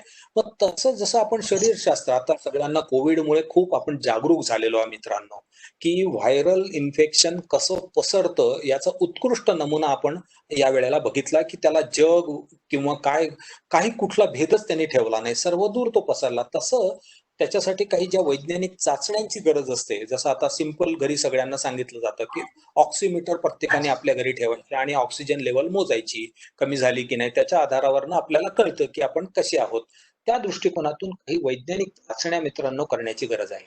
पहिलं जे आहे जिओहायड्रोलॉजिकल स्टडी, भूजलशास्त्र ज्याला असं आपण म्हणतो, की आमच्याकडे जलधर सरांनी सांगितलं की आपण पिंपरी चिंचवड महानगरपालिका क्षेत्रामध्ये तो अभ्यास करतोय आणि तो साधारण 1 वर्षभरामध्ये आपण ते घेऊन येऊच पुढे. दुसरी गोष्ट की पाण्याची पातळी सहज मोजता येते मित्रांनो. आपल्याकडे टेप आहे, त्या टेप आपल्याकडे जर विहीर असेल आणि किंवा बोअरवेल असेल तर त्या बोअरवेल मध्ये टाकायची आणि जमिनीच्या खाली त्याची पाणी पातळी किती आहे ते आपण त्याच्यामध्ये बघायचं. त्याच्यानंतर त्याची जी इनटेक कॅपॅसिटी आहे, ग्रहण क्षमता किती आहे, एक 5000 लिटरचा टँकर घ्यायचा आणि तो त्यांनी पाणी त्या बोअरवेल मध्ये सोडायचा प्रयत्न करायचा. ते जर का 1 लिटर प्रति सेकंदापेक्षा जास्त क्षमतेने पाणी ऍक्सेप्ट केलं तर समजायचं आपल्याकडे पाण्याची उपलब्धता बोअरवेल मध्ये चांगली आहे, त्याची ग्रहण क्षमता चांगली आहे. आणि त्याचबरोबर मग उपलब्धता किती आहे, मग आमच्याकडे आमचं छप्पर किती मोठं आहे, ते छप्पर म्हणजे आमचा कॅचमेंट आहे तो किती मोठा आहे. आणि त्याचबरोबर त्याची गुणवत्ता सुद्धा मित्रांनो तपासायची, कारण मगाशी सांगताना एक सरांनी उल्लेख केला की गुणवत्ता अत्यंत महत्वाची आहे. कारण ते पाणी आपण तोंडात घेत असतो, जरी आपण ते पित नसलो भूजल, बऱ्याचशा ठिकाणी त्याचा पिण्यासाठी वापर होतो, कारण त्याचं BIS स्टँडर्ड प्रमाणे जर का ते पाणी पिण्यायोग्य असेल तर ते नक्कीच पिलं पाहिजे. पण जर पित नसाल तरी आपण ते ब्रश करण्यासाठी वगैरे त्याचा वापर करतो आणि म्हणून त्या पाण्याची गुणवत्ता माहीत असणं गरजेचं आहे. मधली भूजलाची उपलब्धता किती आहे, एक छोटंसं उदाहरण घेऊया. एक टाका आहे 1 मीटर लांब, 1 मीटर रुंद आणि 1 मीटर खोल. यात मी खडक टाकला आणि पावसाळ्यात पड म्हटलं तर साधारणपणे जास्तीत जास्त 40 लिटर पाणी या टाक्यामध्ये एवढंच बसेल. आणि माझ्याकडे जर का वाळूचा प्रदेश असेल तर ते 20% पेक्षा जास्त, म्हणजे ज्याला गंगेचा गाळाचा प्रदेश वगैरे म्हणतात, तिकडे आपल्याला इतकं मोठ्या प्रमाणावर पाणी मिळतं. पण आपल्याकडे मात्र ही मर्यादा खूपच आहे, याचा नेहमी विचार करायचा. आणि म्हणून विहिरींच्या माध्यमातून म्हणजे दरवर्षी पुनर्भरित होणारं, कारण पाणी मुरण्याचा जो वेग आहे तो कासवाच्या गतीचा आहे मित्रांनो. आणि म्हणून मग खोलवर जाण्यासाठी त्याला बरीच वर्ष लागतात. आणि खोलवरचं पाणी जर आपण बघितलं तर इतकं मर्यादित पाणी आहे, म्हणजे हे तरी आपल्याला थोडंसं व्याप्त पाणी दिसतं, म्हणजे याची व्याप्ती थोडी जास्त दिसते, ज्याला अॅन्युअली रिप्लेनिशेबल म्हणतो, अनकन्फाइंड ॲक्विफर म्हणतो, जलढोक ज्याला जिसको हिंदी में कहा जाता है जलढोक है, ये जो हर साल पानी से भरता है, ये जो है इसको उससे भी ज्यादा साल लगते हैं. इसका मतलब आहे द रिचार्ज एरिया फॉर दिस ॲक्विफर, ज्याला डीपर ॲक्विफर असं म्हणतो, खोलीवरचा जलधर म्हणतो, त्याचं पुनर्भरण क्षेत्र खूप लांब असेल, कदाचित 10 किलोमीटर, 20 किलोमीटर, 50 किलोमीटर, त्याचा अजून अभ्यास नाहीये. त्यामुळे भूजल हे मर्यादित आहे, अमर्याद नाही, एवढी आपण जाणीव ठेवायची. मग आपण काय काय अप्रोच केले पाहिजे, म्हणजे त्याच्यासाठी आपण काय काय प्रयत्न केले पाहिजे कृत्रिमरित्या भूजल पुनर्भरणासाठी. एक सीसीटी सारखं आपल्याकडे खूप उत्साही मंडळी आहेत, खूप छान काम करतात, परंतु ह्या कामाला वैज्ञानिक जोड देण्याची गरज आहे. म्हणून मुद्दामून 2 चित्र दाखवले की आपले उत्साही मंडळी, आपण खूप काम करतो, आपल्याला श्रमदान करायचं असतं, आपण सगळे आयटी क्षेत्रातली मंडळी एकत्र येतात किंवा वेगवेगळ्या क्षेत्रातली मंडळी येतात आणि आपल्याला काही समाजासाठी करायचं असतं, म्हणून आपण डोंगरावर जातो, खोदतो. पण त्याचा अभ्यास करताना व्यवस्थित सीसीटी जे आहे, कंटिन्युअस कंटूर ट्रेंच असं म्हणतात, म्हणजे सलग समपातळी चर, म्हणजे आपल्याकडे मगाशी मी एक सुरुवातीला नकाशा दाखवला आहे, त्याच्यावरती आपल्याकडे कंटूर मॅप उपलब्ध आहे. आणि त्या कंटूर मॅपच्या आधारावरती आपल्याला हे जे काही आपण सीसीटी करतो त्या पद्धतीने आपल्याला करायचंय, जेणेकरून शास्त्रीय पद्धतीने सीसीटी केली म्हणजे उताराला परपेंडिक्युलर असं म्हणतात. तर ते जर आपण करू शकलो तर हे पाणी आपल्याला वेग कमी करता येतं आणि मुरवता येतं. दुसरा असा प्रकार आहे, कारण आपल्याकडे डोंगर पण आहे, पिंपरी चिंचवड भागामध्ये डोंगर पण आहे, छोटे-छोटे आहेत पण त्या डोंगरांच्या पायथ्याशी जर आपण अशा पद्धतीचं केलं, कारण तिथे काही पाझरणारे खडक पण आहेत, म्हणजे मुरुम वरतीच उपलब्ध आहे काही ठिकाणी. मग अशा ठिकाणी आपल्याला सलग समपातळी पाझर तर सारखा प्रकार आपल्याला करायचा आहे, की असा हा सलग केला आपण तर त्याच्या माध्यमातून मोठ्या प्रमाणावरती आपण ते माती अडवू शकू आणि पाणी पण आपण अडवू शकणार आहे, की जेणेकरून ते पाणी आपल्याला जलधरात मुरण्यासाठी उपयोगी. लूज बोल्डर स्ट्रक्चर हिंजेवाडी वगैरे सारख्या भागांच्या मध्ये आपल्याला पाहायला मिळतात. मित्रांनो, छान केलेलं आहे. त्याला आपल्याला शास्त्रीय जोड का देण्याची गरज आहे, कारण हे टिकत नाही. जर का वेगाचा पाऊस पडला तर हे वरती परत पुन्हा आपल्याला दुसऱ्या वर्षी ऊर्जा खर्च करावी लागते. मग ती मानवी ऊर्जा असेल, पैसा असेल. त्याच्याऐवजी जर आपण त्याला प्रभावीपणे जाळीच्या सारखे बंधारे बांधायचा प्रयत्न केला, कच्चेच बंधारे, पण त्याचं आयुष्यमान हे खूप चांगलं असतं आणि त्याचा परिणाम पण आपल्याकरता खूप मोठा असतो. आपल्याला त्याच्यात अडलेलं पाणी, त्याच्यात माती अडते आणि पाणी अडतं आणि त्याचे आपल्याला पाणी पातळीत वाढ होण्याचे खूप छान अनुभव सुद्धा आलेले आहेत. आता रूफटॉप रेन वॉटर स्टोरेज मगाशी आपण सुरुवातीला बघितलं, हे पिंपरी चिंचवड महानगरपालिका क्षेत्रातल्या एका औद्योगिक वसाहतीतला आहे. मित्रांनो, अशा पद्धतीत आपल्याला पुढाकार घ्यायचा आहे आणि जेवढं मोठं छप्पर असेल त्या प्रमाणामध्ये आमची पाण्याची उपलब्धता चांगली. सर्वात चांगलं पिण्यायोग्य पाणी कोणतं असेल तर ते पावसाचं पाणी. पावसाच्या पाण्यामध्ये कुठलंही कंटॅमिनेशन नसतं. पुण्याचं थोडंसं एक उदाहरण देऊया, की पाताळेश्वर मंदिरामध्ये आपण बरेच जण गेलेला असाल. आता पुढच्या वेळेला जाताना जरूर जा आणि हे बघा, की तिथे जे रूफटॉप रेन वॉटर स्टोरेज केलेलं आहे मित्रांनो, हा एअर व्हेंट सारखा प्रकार आहे. म्हणजे मंदिरामध्ये सुद्धा आपल्याकडे किती छान व्यवस्था होत्या त्याकाळी. 8व्या शतकातलं हे देऊळ आहे. परंतु तिथे आजही पाणी नितळ, स्वच्छ, सुंदर आहे. सूर्यकिरणांपासून पाणी वाचवायचं आणि धुलीकणापासून पाणी वाचवायचं. पाणी कधीही खराब होत नाही. मुद्दामून 722 मिलीमीटर पाऊस घेतला आहे आणि मी जर का मुद्दामून थोडंसं लक्ष याकडे या गुणांकाकडे का नेतो तुमचं, की सिमेंटचं जर का आपण स्लॅब टाकली तर त्याचा जो पाऊस पडतो, त्याच्यावर जो पाऊस पडतो त्याच्यापैकी 90% पाणी हे वाहून जातं आणि ते जर का मी मातीचं घेतलं तर मातीचा गुणांक 0.05 इतकाच आहे. म्हणजे 722 मिलीमीटर पाऊस आणि 100 चौरस मीटरचं जर क्षेत्र घेतलं मी, तर सिमेंटचं छत असेल तर 65,000 लिटर पाणी मला मिळतं. पण तीच माती असेल तर फक्त 3600. म्हणजे विचार करा किती पाणी. हे व्यस्त प्रमाण आहे. म्हणजे रन ऑफ म्हणजे फ्लड, म्हणजे ज्याला आपण पूर म्हणतो, आणि पुनर्भरण हे 2 व्यस्त आहे. म्हणून पुनर्भरण वाढलं तर आपोआप तुमच्या रस्त्यावरती वाहणाऱ्या पाण्यामध्ये कमी होणार आहे, कमतरता येणार आहे. म्हणजे ज्याला आपण पूर म्हणतो, त्या पुरामध्ये काही अंशी हा कमी आणता येणार आहे. म्हणून आपल्यासाठी कृत्रिम पुनर्भरण हे अत्यंत महत्वाचं आहे मित्रांनो. सूत्र सोपी आहे, ते आपल्याला सर्वांनाच माहिती आहे.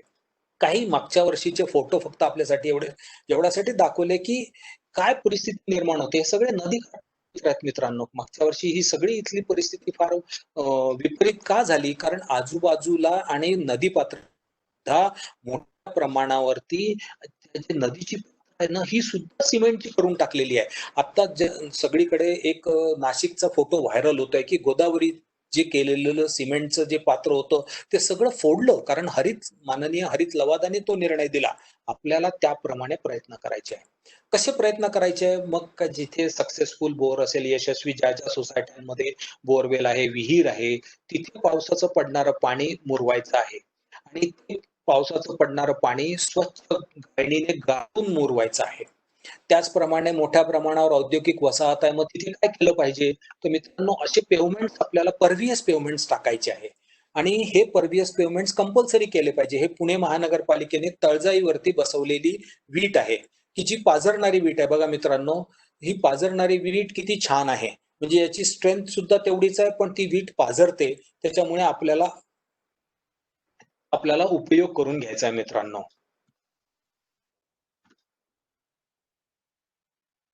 आपल्याला लक्षात ठेवायची आहे की हे सर्व करत असताना भूजलाची गुणवत्ता अबाधित ठेवणं हे आपल्याला अत्यंत महत्वपूर्ण आहे आणि म्हणून फिल्टर बेडचा वापर अनिवार्य आहे आणि ते सुद्धा शास्त्रीय दृष्ट्या फिल्टर असला पाहिजे.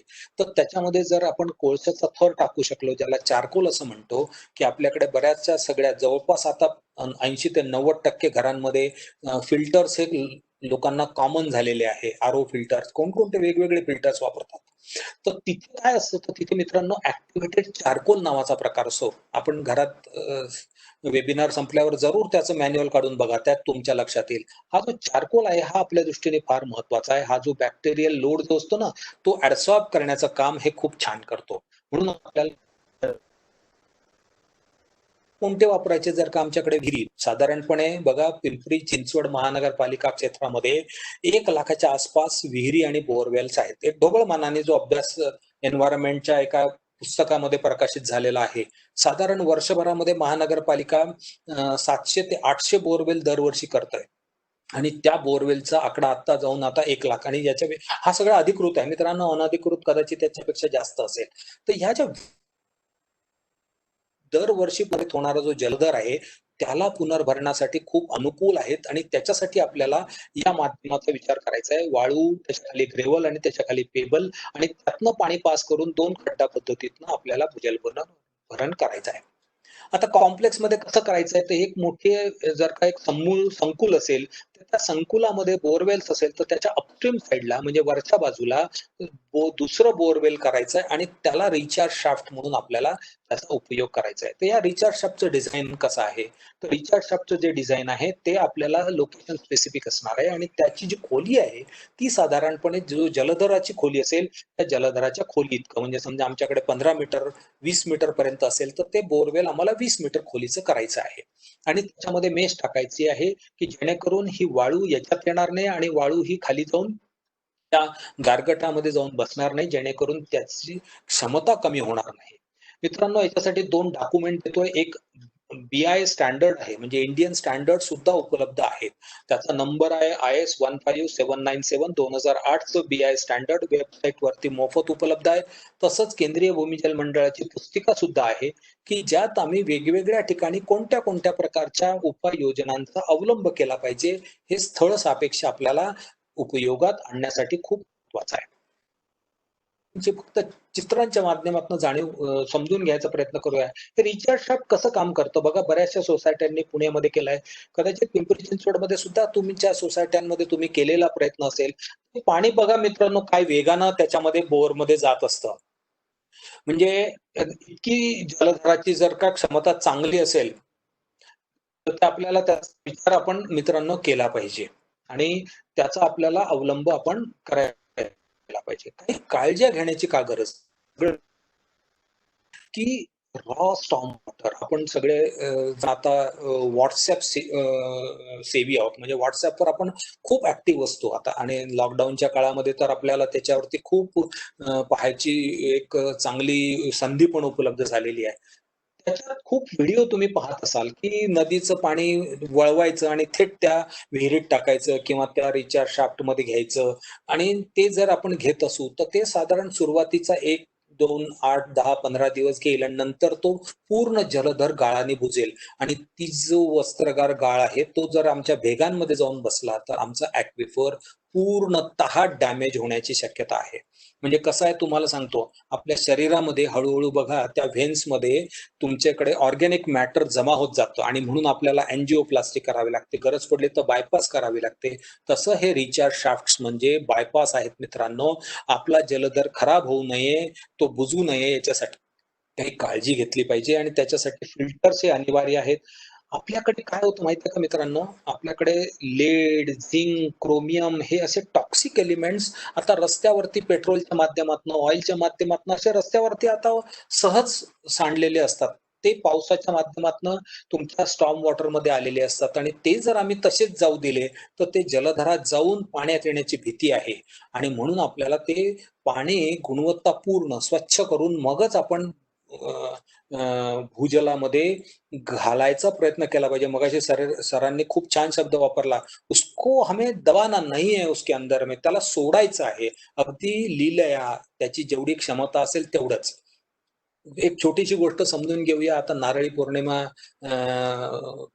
सोमवारी आहे. आता मी जर का एखाद्याला खूप लाडू खाऊ घातले तर एखाद्याची क्षमता 10 लाडूंची असेल पण त्याला 11वा लाडू दिला तर काय होईल? तो 11वा लाडू खाल्ल्याबरोबर हे खाल्लेले जे 10 लाडू आहेत त्यातले 8 लाडू आणि तो 11वा हा सगळा बाहेर येऊन जाईल. तसं त्या भूजलाचं होतं. जर का आम्ही त्यात प्रेशरने पाणी टाकायचा प्रयत्न केला तर ते पाणी तो ग्रहण करत नाही आणि ते पाणी तो बाहेर फेकून देतो. त्यामुळे केलेली जी उपाययोजना आहे काय केलं पाहिजे तर सामूहिक पद्धतीतनं आपण पुणे शहरामध्ये एक चांगला उपक्रम सुरू केलेला आहे आणि तो उपक्रम महानगरपालिका, भूजल अभियान आणि काही वेगवेगळ्या ऑर्गनायझेशन्स त्याच्याबरोबर आलेले आहेत की त्यांच्या सगळ्यांच्या सहकार्यानं COEP आहे आणि त्यांच्या मदतीनं आपण दादा गुजर शाळेच्या समोर मोहम्मदवाडी नावाच्या एरियामध्ये एक भूजल पार्क तयार करतो आहे की ते आपल्याला इथे तो नाला बंड अस्तित्वात होता ज्याला माती नाला बांध असं म्हणतात. त्या काळी त्या माती नाला बांधाच्या माध्यमातून मोठ्या प्रमाणावर पुनर्भरण होत असे. ते आपण पुनरुज्जीवित करायचा प्रयत्न केला आहे. तर ह्या व्हिडिओ मधनं तुम्हाला दिसेल मित्रांनो, ते जेव्हा गाळ काढला तेव्हा पक्षी येऊन ते स्वच्छ पाणी प्यायला लागलेले आहेत. म्हणजे विचार करा की आपण जर का याचं पुनरुज्जीवन करायचं ठरवलं किती छान यश मिळू शकतं.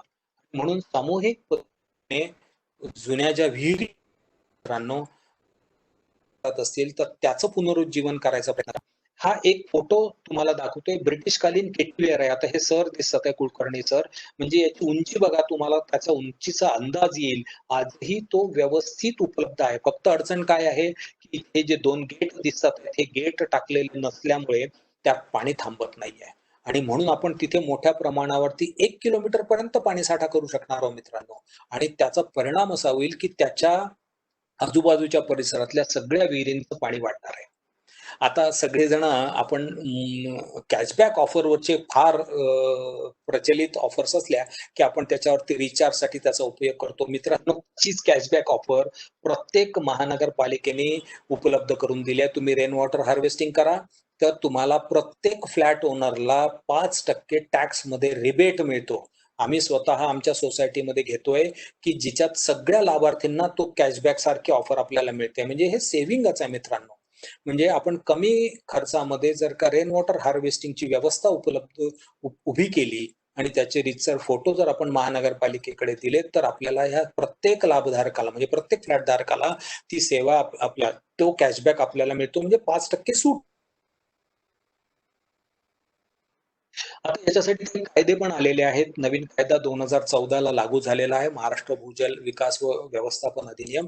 आणि त्यातनं आता हा जो 300 स्क्वेअर मीटरचा जे क्षेत्र होतो तो आता 100 स्क्वेअर मीटर पर्यंत आणलेला आहे. म्हणजे आता 100 स्क्वेअर मीटरचं जर का सोसायटी असेल तर त्यांना हे बंधनकारक आहे की त्यांनी रेन वॉटर हार्वेस्टिंग केलंच पाहिजे. आता एक म्हणून थांबतो मित्रांनो, अत्यंत महत्वाचं आहे पाण्याची गुणवत्ता. मगाशी आपण जसं बघितलं की पाणी हा गोड बोले आहे तर तो सगळ्यांमध्ये सगळं सामावून घेतो. तर आपल्याकडे मायक्रोबियल कंटॅमिनेशन ज्याला म्हणतो आपण, आता व्हायरसमुळे कोविडमुळे आपण सगळेजण व्हायरस समजून घ्यायला शिकलोय, तसंच बॅक्टेरियल कंटॅमिनेशन सुद्धा प्राण्यामध्ये मोठ्या प्रमाणावर असतं आणि ते आपण तपासणी त्याची दरवर्षी केली पाहिजे. जर आपल्या सोसायटीमध्ये आपल्या घरामध्ये विहीर असेल, बोअरवेल असेल तर ते बॅक्टेरियल कंटॅमिनेशन तपासण्यासाठी एक H2S व्हायल आहे, ते फक्त ₹7 किंमत आहे. म्हणून मी त्याची लिंक पण दिलेली आहे. तर त्याच्यात 24 तास पाणी ठेवायचं आणि ते जर पाणी काळं झालं तर समजायचं आपल्या बोअरवेलचं पाणी बॅक्टेरियल कंटॅमिनेशननी बाधित आहे, म्हणजे बॅक्टेरियानी बाधित आहे. आणि दुसरं जर TDS म्हणजे जसं आता आपण आपल्याकडे थर्मामीटर ठेवा म्हणतो, ऑक्सिमीटर ठेवा, तसं एक TDS मीटर पण ठेवा.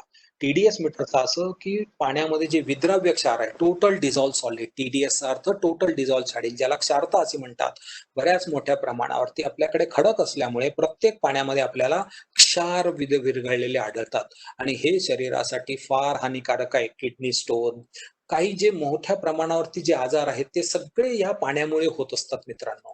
आणि हे TDS मीटर फक्त 200 रुपयाला उपलब्ध आहे. त्याची TDS किती आहे, पावसाळ्याच्या पूर्वी किती आहे, पावसाळ्याच्या नंतर किती आहे, हे आपण बघितलं पाहिजे. आणि जे आपण RO आपल्या घरामध्ये लावतो त्यात आपल्या सगळ्यांनी एक मोठी घोडचूक केलेली आहे मित्रांनो, की त्याच्यात जे लावलेले जे फिल्टर्स असतात किंवा जे मेम्ब्रेन्स ज्याला असं म्हणतात, आता आधुनिक ज्या RO येतात त्यात मेम्ब्रेन लावलेली आहे, त्यातनं जे पाणी पास होतं पाणी हे 100 मिलीग्रॅम प्रति लिटर पेक्षा कमी TDS असलेलं आहे, की जे आपल्या शरीराकरता हानिकारक आहे.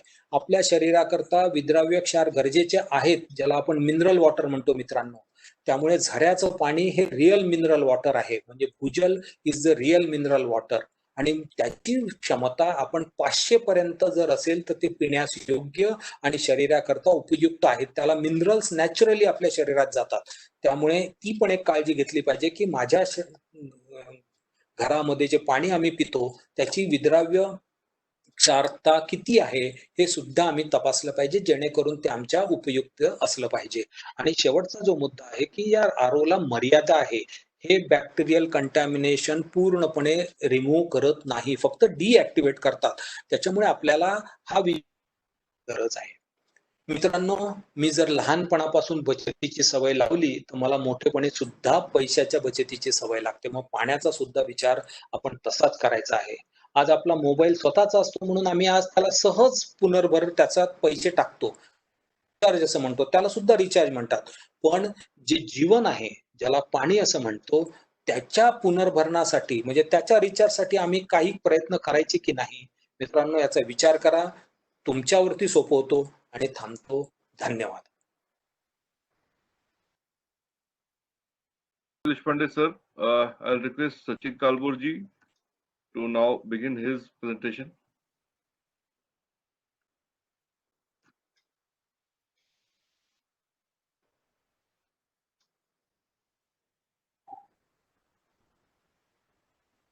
नमस्कार रवींद्रजी, आवाज येतोय? रवींद्रजी. हो हो. Yes, Sachinji, yes, loud and clear. खूप सुंदर असं माहिती यामध्ये ज्येष्ठ व्याख्याते श्री हिमांशुजी कुलकर्णी आणि शशांकजी देशपांडे यांनी दिलेली आहे. भूजल पातळी सध्या ज्या पद्धतीने आपण बघतो त्या ह्याच्यामध्ये पिंपरी चिंचवड शहराचं जे वाढतं क्षेत्रफळ आहे त्याच्यामध्ये 181 चौरस किलोमीटर असलेलं पिंपरी चिंचवड शहर, यामध्ये भूजल पातळीचा जो विषय आपण जो घेतला त्याच्यामध्ये नदी, आम्ही गेले 3 वर्ष रोटरी क्लब ऑफ भाल्लेकरवाडीच्या माध्यमातून जे काम करतोय त्या कामामध्ये सांडपाण्याचं नदीचा जो मुख्य शत्रू आहे सांडपाणी आणि भूजल यामध्ये खूप जवळचा नातं आहे. कारण की आता मी ज्या गोष्टी बघत होतो त्याच्यामध्ये आतापर्यंत गावाकडं ज्या कामांमध्ये आम्ही पाहत होतो त्यामध्ये गावाच्या कडेनं चारी बाजूनं कधी CCT, गॅबियन बंधारे, लूज बोर्डर आणि त्याचबरोबर मातीचा नाला बांध असेल किंवा सिमेंटचे नाला बांध करून पाणी अडवलं जायचं, चर नाला बांध केला जायचा. त्याचबरोबर विहिरीच्या माध्यमातून डायरेक्ट कृत्रिमरित्या भूजल पुनर्भरण केलं जायचं. त्यावेळेला ती शास्त्रोक्त माहिती नसल्या कारणानं ते पाणी, जसं आता देशपांडे सरांनी सांगितलं की पाण्याचा लोट आला आणि थेट नदीमध्ये विहिरीमध्ये सोडला, त्यामुळं जे पाझरं पाणी येण्याचं जे म्हणजे आपण त्याला म्हणायचं मुंगळं पाणी म्हणायचो आपण, एक शास्त्र ग्रामीण भागामध्ये मुंगळं पाणी म्हणून त्याला म्हटलं जायचं. म्हणजे ऍक्विफायर मधले जे खडकाचे जे क्रॅक्स आहेत त्या क्रॅक्स मधून येणारं पाणी म्हणजे मुंगळं पाणी म्हटलं जायचं, की ज्याच्यामध्ये पाणी भरपूर पडायचं. आता यामध्ये 2 गोष्टी आहेत की अर्बन भागामधले भूजल पातळीचे प्रश्न आणि ग्रामीण भागातले भूजल पातळीचे प्रश्न, या 2 गोष्टी खूप वेगवेगळ्या आहेत. आता ज्या पद्धतीने आम्ही विचार करतोय रोटरी क्लब ऑफ भाल्लेकरवाडीच्या माध्यमातून पाण्याबाबतचं आणि त्याचबरोबर नदीबाबतचं प्रदूषण आहे याच्यामध्ये जी जागरूकता निर्माण झाली हे गेले 3 वर्षामध्ये आपण वेळोवेळी पाहत आहात. आत्ताच्या घडीला पाण्याची जी परिस्थिती आहे त्यामध्ये भूजल पातळीतल्या भूजलाचं म्हणजे जमिनी खालच्या पाण्याचं जे प्रदूषण आहे हा सुद्धा खूप महत्वाचा मुद्दा आहे. म्हणजे मला ह्या सेशन मध्ये खूप प्रकर्षाने ती गोष्ट जाणवली की भूजल पातळीचं जे जलप्रदूषण आहे हे खूप मोठ्या प्रमाणात सध्याच्या घडीला पिंपरी चिंचवड शहरामध्ये होण्याची शक्यता आहे. कारण की औद्योगिक नगरी आहे आणि औद्योगिक नगरी बरोबरच आत्ताच्या घडीला 181 चौरस किलोमीटर क्षेत्रफळ असलेल्या या शहराचं सगळं ड्रेनेज म्हणजे आजच्या घडीला पिंपरी चिंचवड शहराला पाणी पुरवठा करणारी जी नदी आहे, आज शहर 25 लाख लोकसंख्येकडे जात आहे आणि 25 लाख लोकसंख्येकडे जात असताना पूर्ण पिंपरी चिंचवड शहर पवना नदीमधून रावेत बंदर येथून 470 ते 570 ऍव्हरेज पाणी उचलते आणि त्या पाण्यामधून दररोज 360 MLD सांडपाणी उत्सर्जित करते शहराच्या बाहेर. आणि शहरातून 360 MLD पाणी ज्या वेळेला सांडपाणी म्हणून बाहेर पडतं त्यावेळेला as per PCMC capacity Pimpri Chinchwad महानगरपालिकेच्या क्षमतेनुसार 240 MLD पाणी हे फक्त क्लीन केलं जातं. राहिलेलं पाणी हे आजही थेट नदीला जातं. याच आकड्याबरोबर दुसरा आकडा असा आहे की ज्या ड्रेनेज लाईन्स आहेत, स्ट्रॉम वॉटर लाईन आणि ड्रेनेज लाईन्स, या सगळ्या ह्याच्यामधून जे लिकेजेस आहेत ते लिकेजचं पाणी हे थेट नदीला न जाता, न भूपृष्ठावर न येता ते थेट जमिनीत मुरतंय. मग आजच्या घडीला बहुतांश कंपन्यांमधून येणारं केमिकल वेस्ट, बहुतांश कंपन्यांमधून येणारं जे रसायन मिश्रित पाणी आहे ते सगळं रसायन मिश्रित पाणी आजही जमिनीमध्ये मुरण्याचं प्रमाण काही अंश आहे. याचाच अर्थ आपलं जमिनीच्या खालचं जे पाणी आहे हे आपण दूषित करण्यासाठी कारणीभूत होत आहोत. हे याबद्दल जनजागृती होणं गरजेचं आहे. शहरामध्ये ज्या ज्या ठिकाणी ठिकाणी नाल्यावर काम करायची गरज आहे, कृत्रिमरित्या तिथं पाणी अडवून ज्या पद्धतीनं पाणी मुरलं पाहिजे. म्हणजे आपल्याकडे पूर्वी एक म्हण होती, म्हणजे गावाकडं तसं पाहायला गेलं तर एकमेकाला पाणी न देण्याचा एक प्रघात असतो. म्हणजे पाणी जे शासनाचं धोरण होतं, पाणी अडवा आणि पाणी जिरवा, त्याच्यामध्ये कालानुरूप बदल होत गेला, पाणी अडवा आणि माणसांची जिरवा. आत्ताच्या घडीला पाणी जर आपण अडवलं नाही तर निसर्ग आपली जिरवेल. त्यामुळं ह्या सगळ्या संकटाला तोंड देण्यासाठी संघटन शक्तीनं आणि युवकांनी पुढे येणं गरजेचं आहे. कारण की ह्याच्यामध्ये एक महत्वाचा मुद्दा असा आहे की लोकसहभाग हा खूप कळीचा मुद्दा आहे. लोकसहभागामध्ये सगळ्या लोकांच्या मनामध्ये भूजला बाबतीतली जनजागृती होणं खूप गरजेचं आहे. जनजागृती झाल्यानंतर ऑटोमॅटिकली आपण फक्त माणूस म्हणून फक्त घेणं जाणतोय. म्हणजे आपण वर्षानुवर्ष फक्त बोर मधून पाणी घेत चाललोय, भूगर्भातून पाणी घेत चाललोय, पण आपण कधी भूगर्भात सोडण्याचा प्रयत्न केलेला नाहीये. त्यामुळं इथून पुढच्या काळामध्ये जर आपण रिचार्ज केले नाहीत, जसं आपण आपल्या मगाशी देशपांडे सरने सांगितलं की आपण मोबाईलला रिचार्ज करतो संपल्यानंतर, पण जर भूगर्भातलं पाणी संपलं तर रिचार्ज करण्याची वेळ निघून गेलेली असेल. कारण की येणाऱ्या काळामध्ये तसं पाहायला गेलं तर शहरं ही पाण्या वाचून ओसाड पडलेली दिसतील. इमारतीच्या छतावरचा जो मुद्दा आहे त्याच्यामध्ये आम्ही मध्यंतरीच्या ह्याच्यामध्ये प्रयत्न केला होता की जो रेन वॉटर हार्वेस्टिंगचा आहे, तर रेन वॉटर हार्वेस्टिंग मध्ये पिंपरी चिंचवड महानगरपालिकेचा जो धोरणात्मक निर्णय आहे ज्याच्यामध्ये प्रॉपर्टी टॅक्स मध्ये सूट आहे, तर तो सुद्धा विषय आपण वेळोवेळी जनजागृती करण्यामध्ये हे केलेलं आहे. मी उपस्थित असलेल्या सर्व मान्यवरांना आणि त्याचबरोबर रोटरी क्लब ऑफ भाल्हेकरवाडीच्या बरोबर ज्या 101 NGO काम करतायत त्यांना जास्तीत जास्त भूजल व्यवस्थापन आणि भूजल पातळी कशी वाढवता येईल या सर्व गोष्टींना एकत्र करून आपल्याला कसं पुढे जाता येईल यासाठी रोटरी क्लब ऑफ भाल्हेकरवाडी नक्कीच प्रयत्न करेल. लोकसहभाग हा त्याच्यामध्ये मुख्य दुवा आहे आणि रोटरी नक्कीच ते कार्य पूर्ण करेल. आपण या सर्व सेशनमध्ये हिमांशुजी कुलकर्णी, त्याचबरोबर शशांकजी देशपांडे आणि भूजल अभियानाचं काम अविरतपणे करणारे आमचे स्नेही श्री रवींद्रजी सिन्हा यांनी हे उत्तम असं चर्चासत्र घडवून आणलं. त्याबद्दल रोटरी क्लब ऑफ भाल्हेकरवाडीच्या वतीनं मी आपल्या सर्वांचं मनपूर्वक आभार व्यक्त करतो. सहभागी झालेले सर्व मान्यवर यांचंही मी आभार व्यक्त करतो. आणि रोटरी नक्कीच येणाऱ्या काळामध्ये बांध असतील, कृत्रिम भूजल पुनर्भरण असेल, शोष खड्ड्याच्या माध्यमातून पाणी मुरवणं असेल, त्याचबरोबर रिचार्ज पीठ असतील, बोरवेलच्या साईडनं जसं देशपांडे सरांनी सांगितलं की त्यामध्ये आपण रिचार्ज पीठ केल्यानंतर भूजल बोरवेल मध्ये पाणी टाकू शकतो. त्याचबरोबर रेन वॉटर हार्वेस्टिंग मध्ये जास्तीत जास्त मोठ्या प्रमाणात कसं नागरिकांचं मन वळवता येईल आणि त्या अनुषंगानं पाणी कसं मुरवता येईल याही गोष्टींच्याकडे आमचा कल असणार आहे. आपण इथं सर्वजण आलात त्याबद्दल सर्वांचं मी रोटरीच्या वतीनं पुन्हा एकदा मनपूर्वक आभार मानतो. थांबतो. धन्यवाद. धन्यवाद सचिनजी, खूपच चांगला प्रोग्राम झाला. धन्यवाद गणेश बोरा जी धन्यवाद. आता आपण प्रश्न काय असतील तर घेऊ शकतो. काही 10 मिनिटं आहे आपल्याकडे. किंवा मी ईमेल ऍड्रेस पण शेअर केलाय चॅट मध्ये missiongroundwater@gmail.com. तर त्या ईमेल ऍड्रेस वरती पण तुम्ही तुमचे प्रश्न पाठवू शकता आणि आम्ही मला तुम्हाला मला मला फक्त एक डाऊट आहे. हा हॅलो. हा, मला देशपांडे सरांना एक प्रश्न विचारायचा आहे की महाराष्ट्रामध्ये 80% जास्त क्षेत्र हे बसाल्ट खडकाचं आहे. म्हणजे आपण काळा खडक व्यापलेलं क्षेत्र आहे. कठीण खडकाचा प्रदेश म्हणून महाराष्ट्र ओळखला जातो. अशा केसमध्ये आत्ताच्या घडीला म्हणजे विदर्भ मराठवाडा भाग असेल आणि पश्चिम महाराष्ट्राचा बेल्ट असेल, या ह्याच्यामध्ये पाण्याची जी भूजल पातळी आहे, म्हणजे आपले जे आकडे आहेत त्याच्यामध्ये महाराष्ट्राची जी भूजल पातळी हे काय दर्शवते आणि त्याचबरोबर विदर्भ मराठवाडा याच्यामध्ये काय दर्शवते, त्यासाठीचे स्थळ आणि काळानुरूपत्वे वेगवेगळे उपाय असू शकतात का त्यासाठी? खूप छान प्रश्न आहे. ऐकू येते ना? हो. हा, खूप छान प्रश्न आहे. की आज आता भूजल पातळीचा विचार करायचा झाला तर सध्याच्या घडीला चांगल्या अवस्थेत कोण आहे तर विदर्भ चांगल्या अवस्थेत आहे. म्हणजे ज्यांची भूजल पातळी सरासरी भूजल पातळी जी आहे ती साधारणपणे 10 ते 12 मीटर पर्यंत जाते आणि दरवर्षी पाऊस सरासरी इतका पडला तर ती पुन्हा भरून येते. सगळ्यात चांगलं कोण? विदर्भ. सगळ्यात वाईट कोण? मराठवाडा आहे. आता मराठवाड्यात सगळ्यात वाईट अवस्था का आली? कारण मराठवाड्यामध्ये जलधर एक तर मूलतः मर्यादित स्वरूपाचे आहे. पाऊस तो पण मर्यादित आहे आणि पावसातली दोलायमानता ही त्याहून वाईट आहे. म्हणजे 4-5 वर्षाचा पाऊस घेतला तर त्यात 3 वर्षी तो पाऊस सरासरी इतका पडतच नाही.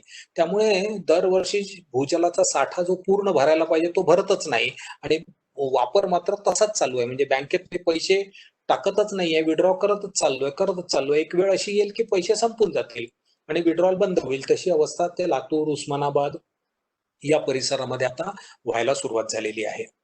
तिसऱ्या नंबरवरती मध्यम अवस्थेत कोण आहे? तर पश्चिम महाराष्ट्राचा भाग आहे. मध्यम अवस्थेत आहे. याचं कारण असं आहे की मोठ्या प्रमाणावर आपण धरणं बांधली आहेत पश्चिम महाराष्ट्रामध्ये, ज्याच्यामध्ये नाशिकचा पण भाग मी समाविष्ट करतो आणि या सगळ्या भागामध्ये भूस्तर सुद्धा बऱ्यापैकी अनुकूल आहे. जलधराची जाडी जी आहे, कारण स्पंज म्हणजे जलधर समजायचा, त्याची जाडी जी आहे ती साधारणपणे बऱ्यापैकी आहे. 8 ते 10 मीटर पर्यंत काही ठिकाणी आहे. त्यामुळे तिथे पाऊस चांगला असल्यामुळे अवर्षण प्रवणाचं क्षेत्र कमी असल्यामुळे पुनर्भरण व्यवस्थित चांगलं होतंय. त्यामुळे तिथे पाणी पातळी मुळातच 3 ते 4 मीटर पर्यंत आहे, म्हणजे ज्याला आपण पावसाळ्याच्या नंतरची म्हणतो. त्यामुळे अजूनही वरचा जलधर पुनर्भरणासाठी त्याला तिथे स्कोप आहे. परंतु काही अंशी भूपृष्ठीय जलाचा वापर होत असल्यामुळे भूजलाला मर्यादित स्वरूपामध्ये वापर होत आहे. पण काही भाग म्हणजे उदाहरणार्थ पुणे, नाशिक असे जिल्हे जिथे आहेत की जिथे मोठ्या प्रमाणावरती भूजलाचा उपसा सुद्धा झालाय आणि अतिसूचित क्षेत्र सुद्धा वाढलेलं आहे. त्यामुळे तिसऱ्या क्रमांकावरती पुणे विभाग येतो. म्हणजे साधारणपणे पुणे आणि नाशिकचा विचार करता येईल. जळगाव तो त्यात सगळ्यात वाईट अवस्थेत.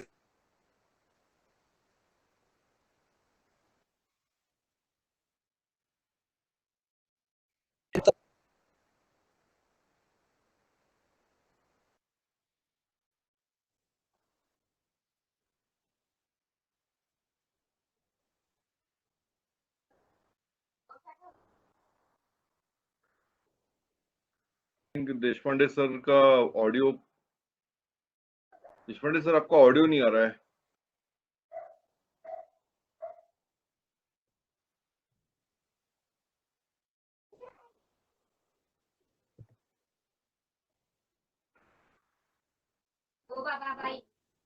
आय थिंक देशपांडे सरांचं मला वाटतंय डिस्कनेक्ट झाला audio. I'll just request Kulkarni sir to add to what Deshpande sir was saying regarding the groundwater situation in the state of Maharashtra, which he elaborated till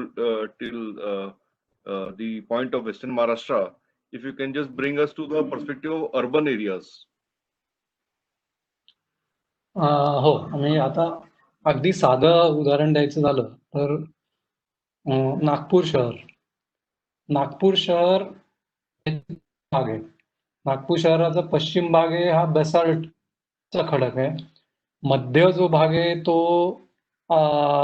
sedimentary Roxx आहेत आणि पूर्वेचा भाग आहे ते ग्रॅनाइट्स वगैरे. म्हणजे 3 वेगवेगळे खडक, 3 वेगवेगळ्या ॲक्विफरच्या व्यवस्था. आणि नागपूर सारख्या शहरामध्ये प्रत्यक्ष ह्या व्यवस्थेमुळेच वेगवेगळ्या ठिकाणी भूजलाची परिस्थिती वेगवेगळी आहे. पुण्यात एकच प्रकारचा खडक आहे, पण त्या खडकामध्ये जी विविधता आहे ती विविधता खूप आहे. मी अगदी साध्या परिभाषेत उत्तर देईन. मी म्हणजे 2 विदर्भ आणि मराठवाडा आणि याच्यामधलं सुद्धा मी थोडस बाजूला ठेवतो. मुख्यत्वे पाण्याची पातळी, खरं सांगायचं म्हणजे पाण्याची पातळी 3 ठिकाणी तेवढीच असेल.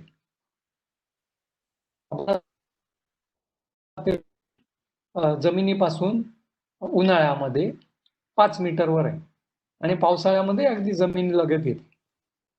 म्हणजे 5 मीटर पाण्याची पातळी खाली उतरते आणि वर चढते, रिचार्जमुळे वर चढते. ह्याचा अर्थ हा नव्हे की 5 मीटरचा चढ उतार पाणी आत किती जाते आणि बाहेर किती काढलं जाते हे सर्व दूर सारखं आहे, असं नाहीये. तिथेच सगळं हे बसतं की पाण्याच्या पातळीवरनं आपण सगळे निष्कर्ष काढायला लागतो. पाण्याची पातळी उथळ आहे म्हणजे तिथे जास्ती भूजल आहे का, तर ह्याचं उत्तर अजिबात नाही.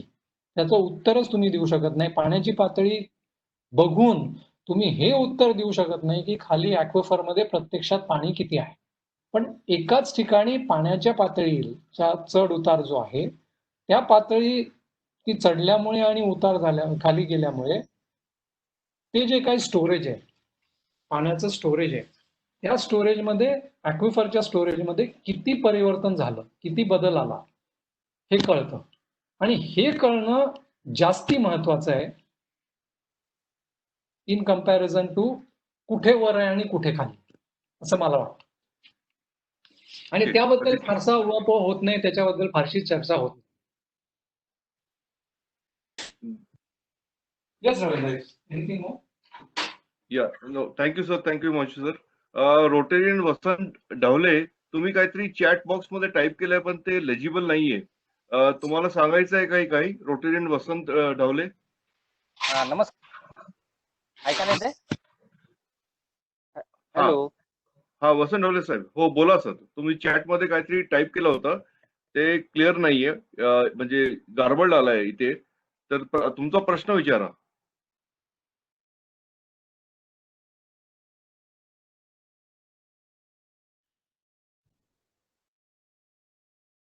हॅलो. ऐकायला हो ऐकू येतंय, बोला सर.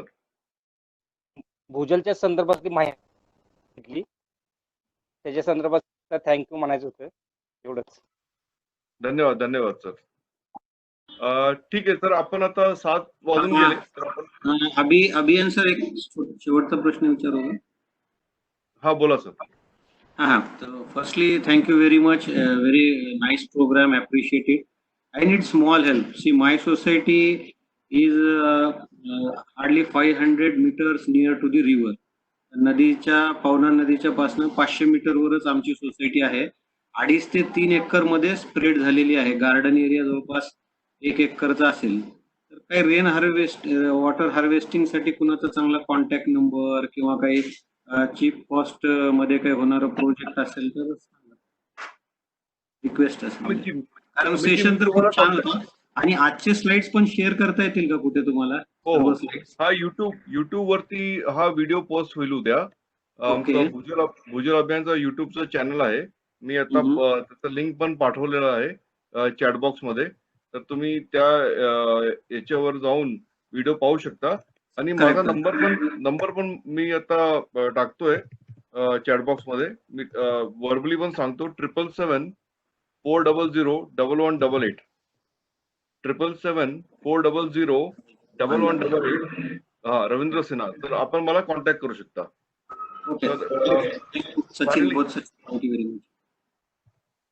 सचिनजी, आपण आता सेशन क्लोज करूया. सगळ्यांना धन्यवाद. आपले speaker Himanshu Kulkarni sir, Shashank Deshpande sir, Sachin Kalbhorji आणि आपले मित्र गणेश बोराजी सडगा आणि आपले सगळे पार्टिसिपेंट्स धन्यवाद. आणि काही पुढचं जे आहे तुम्ही मला कॉन्टॅक्ट करू शकता. अशी आपण वेगवेगळे प्रोग्राम्स घेऊ पुढे पण आणि तुम्हाला इन्व्हाइट करत राहू. ओके सर, धन्यवाद. Thank you very much for attending. धन्यवाद.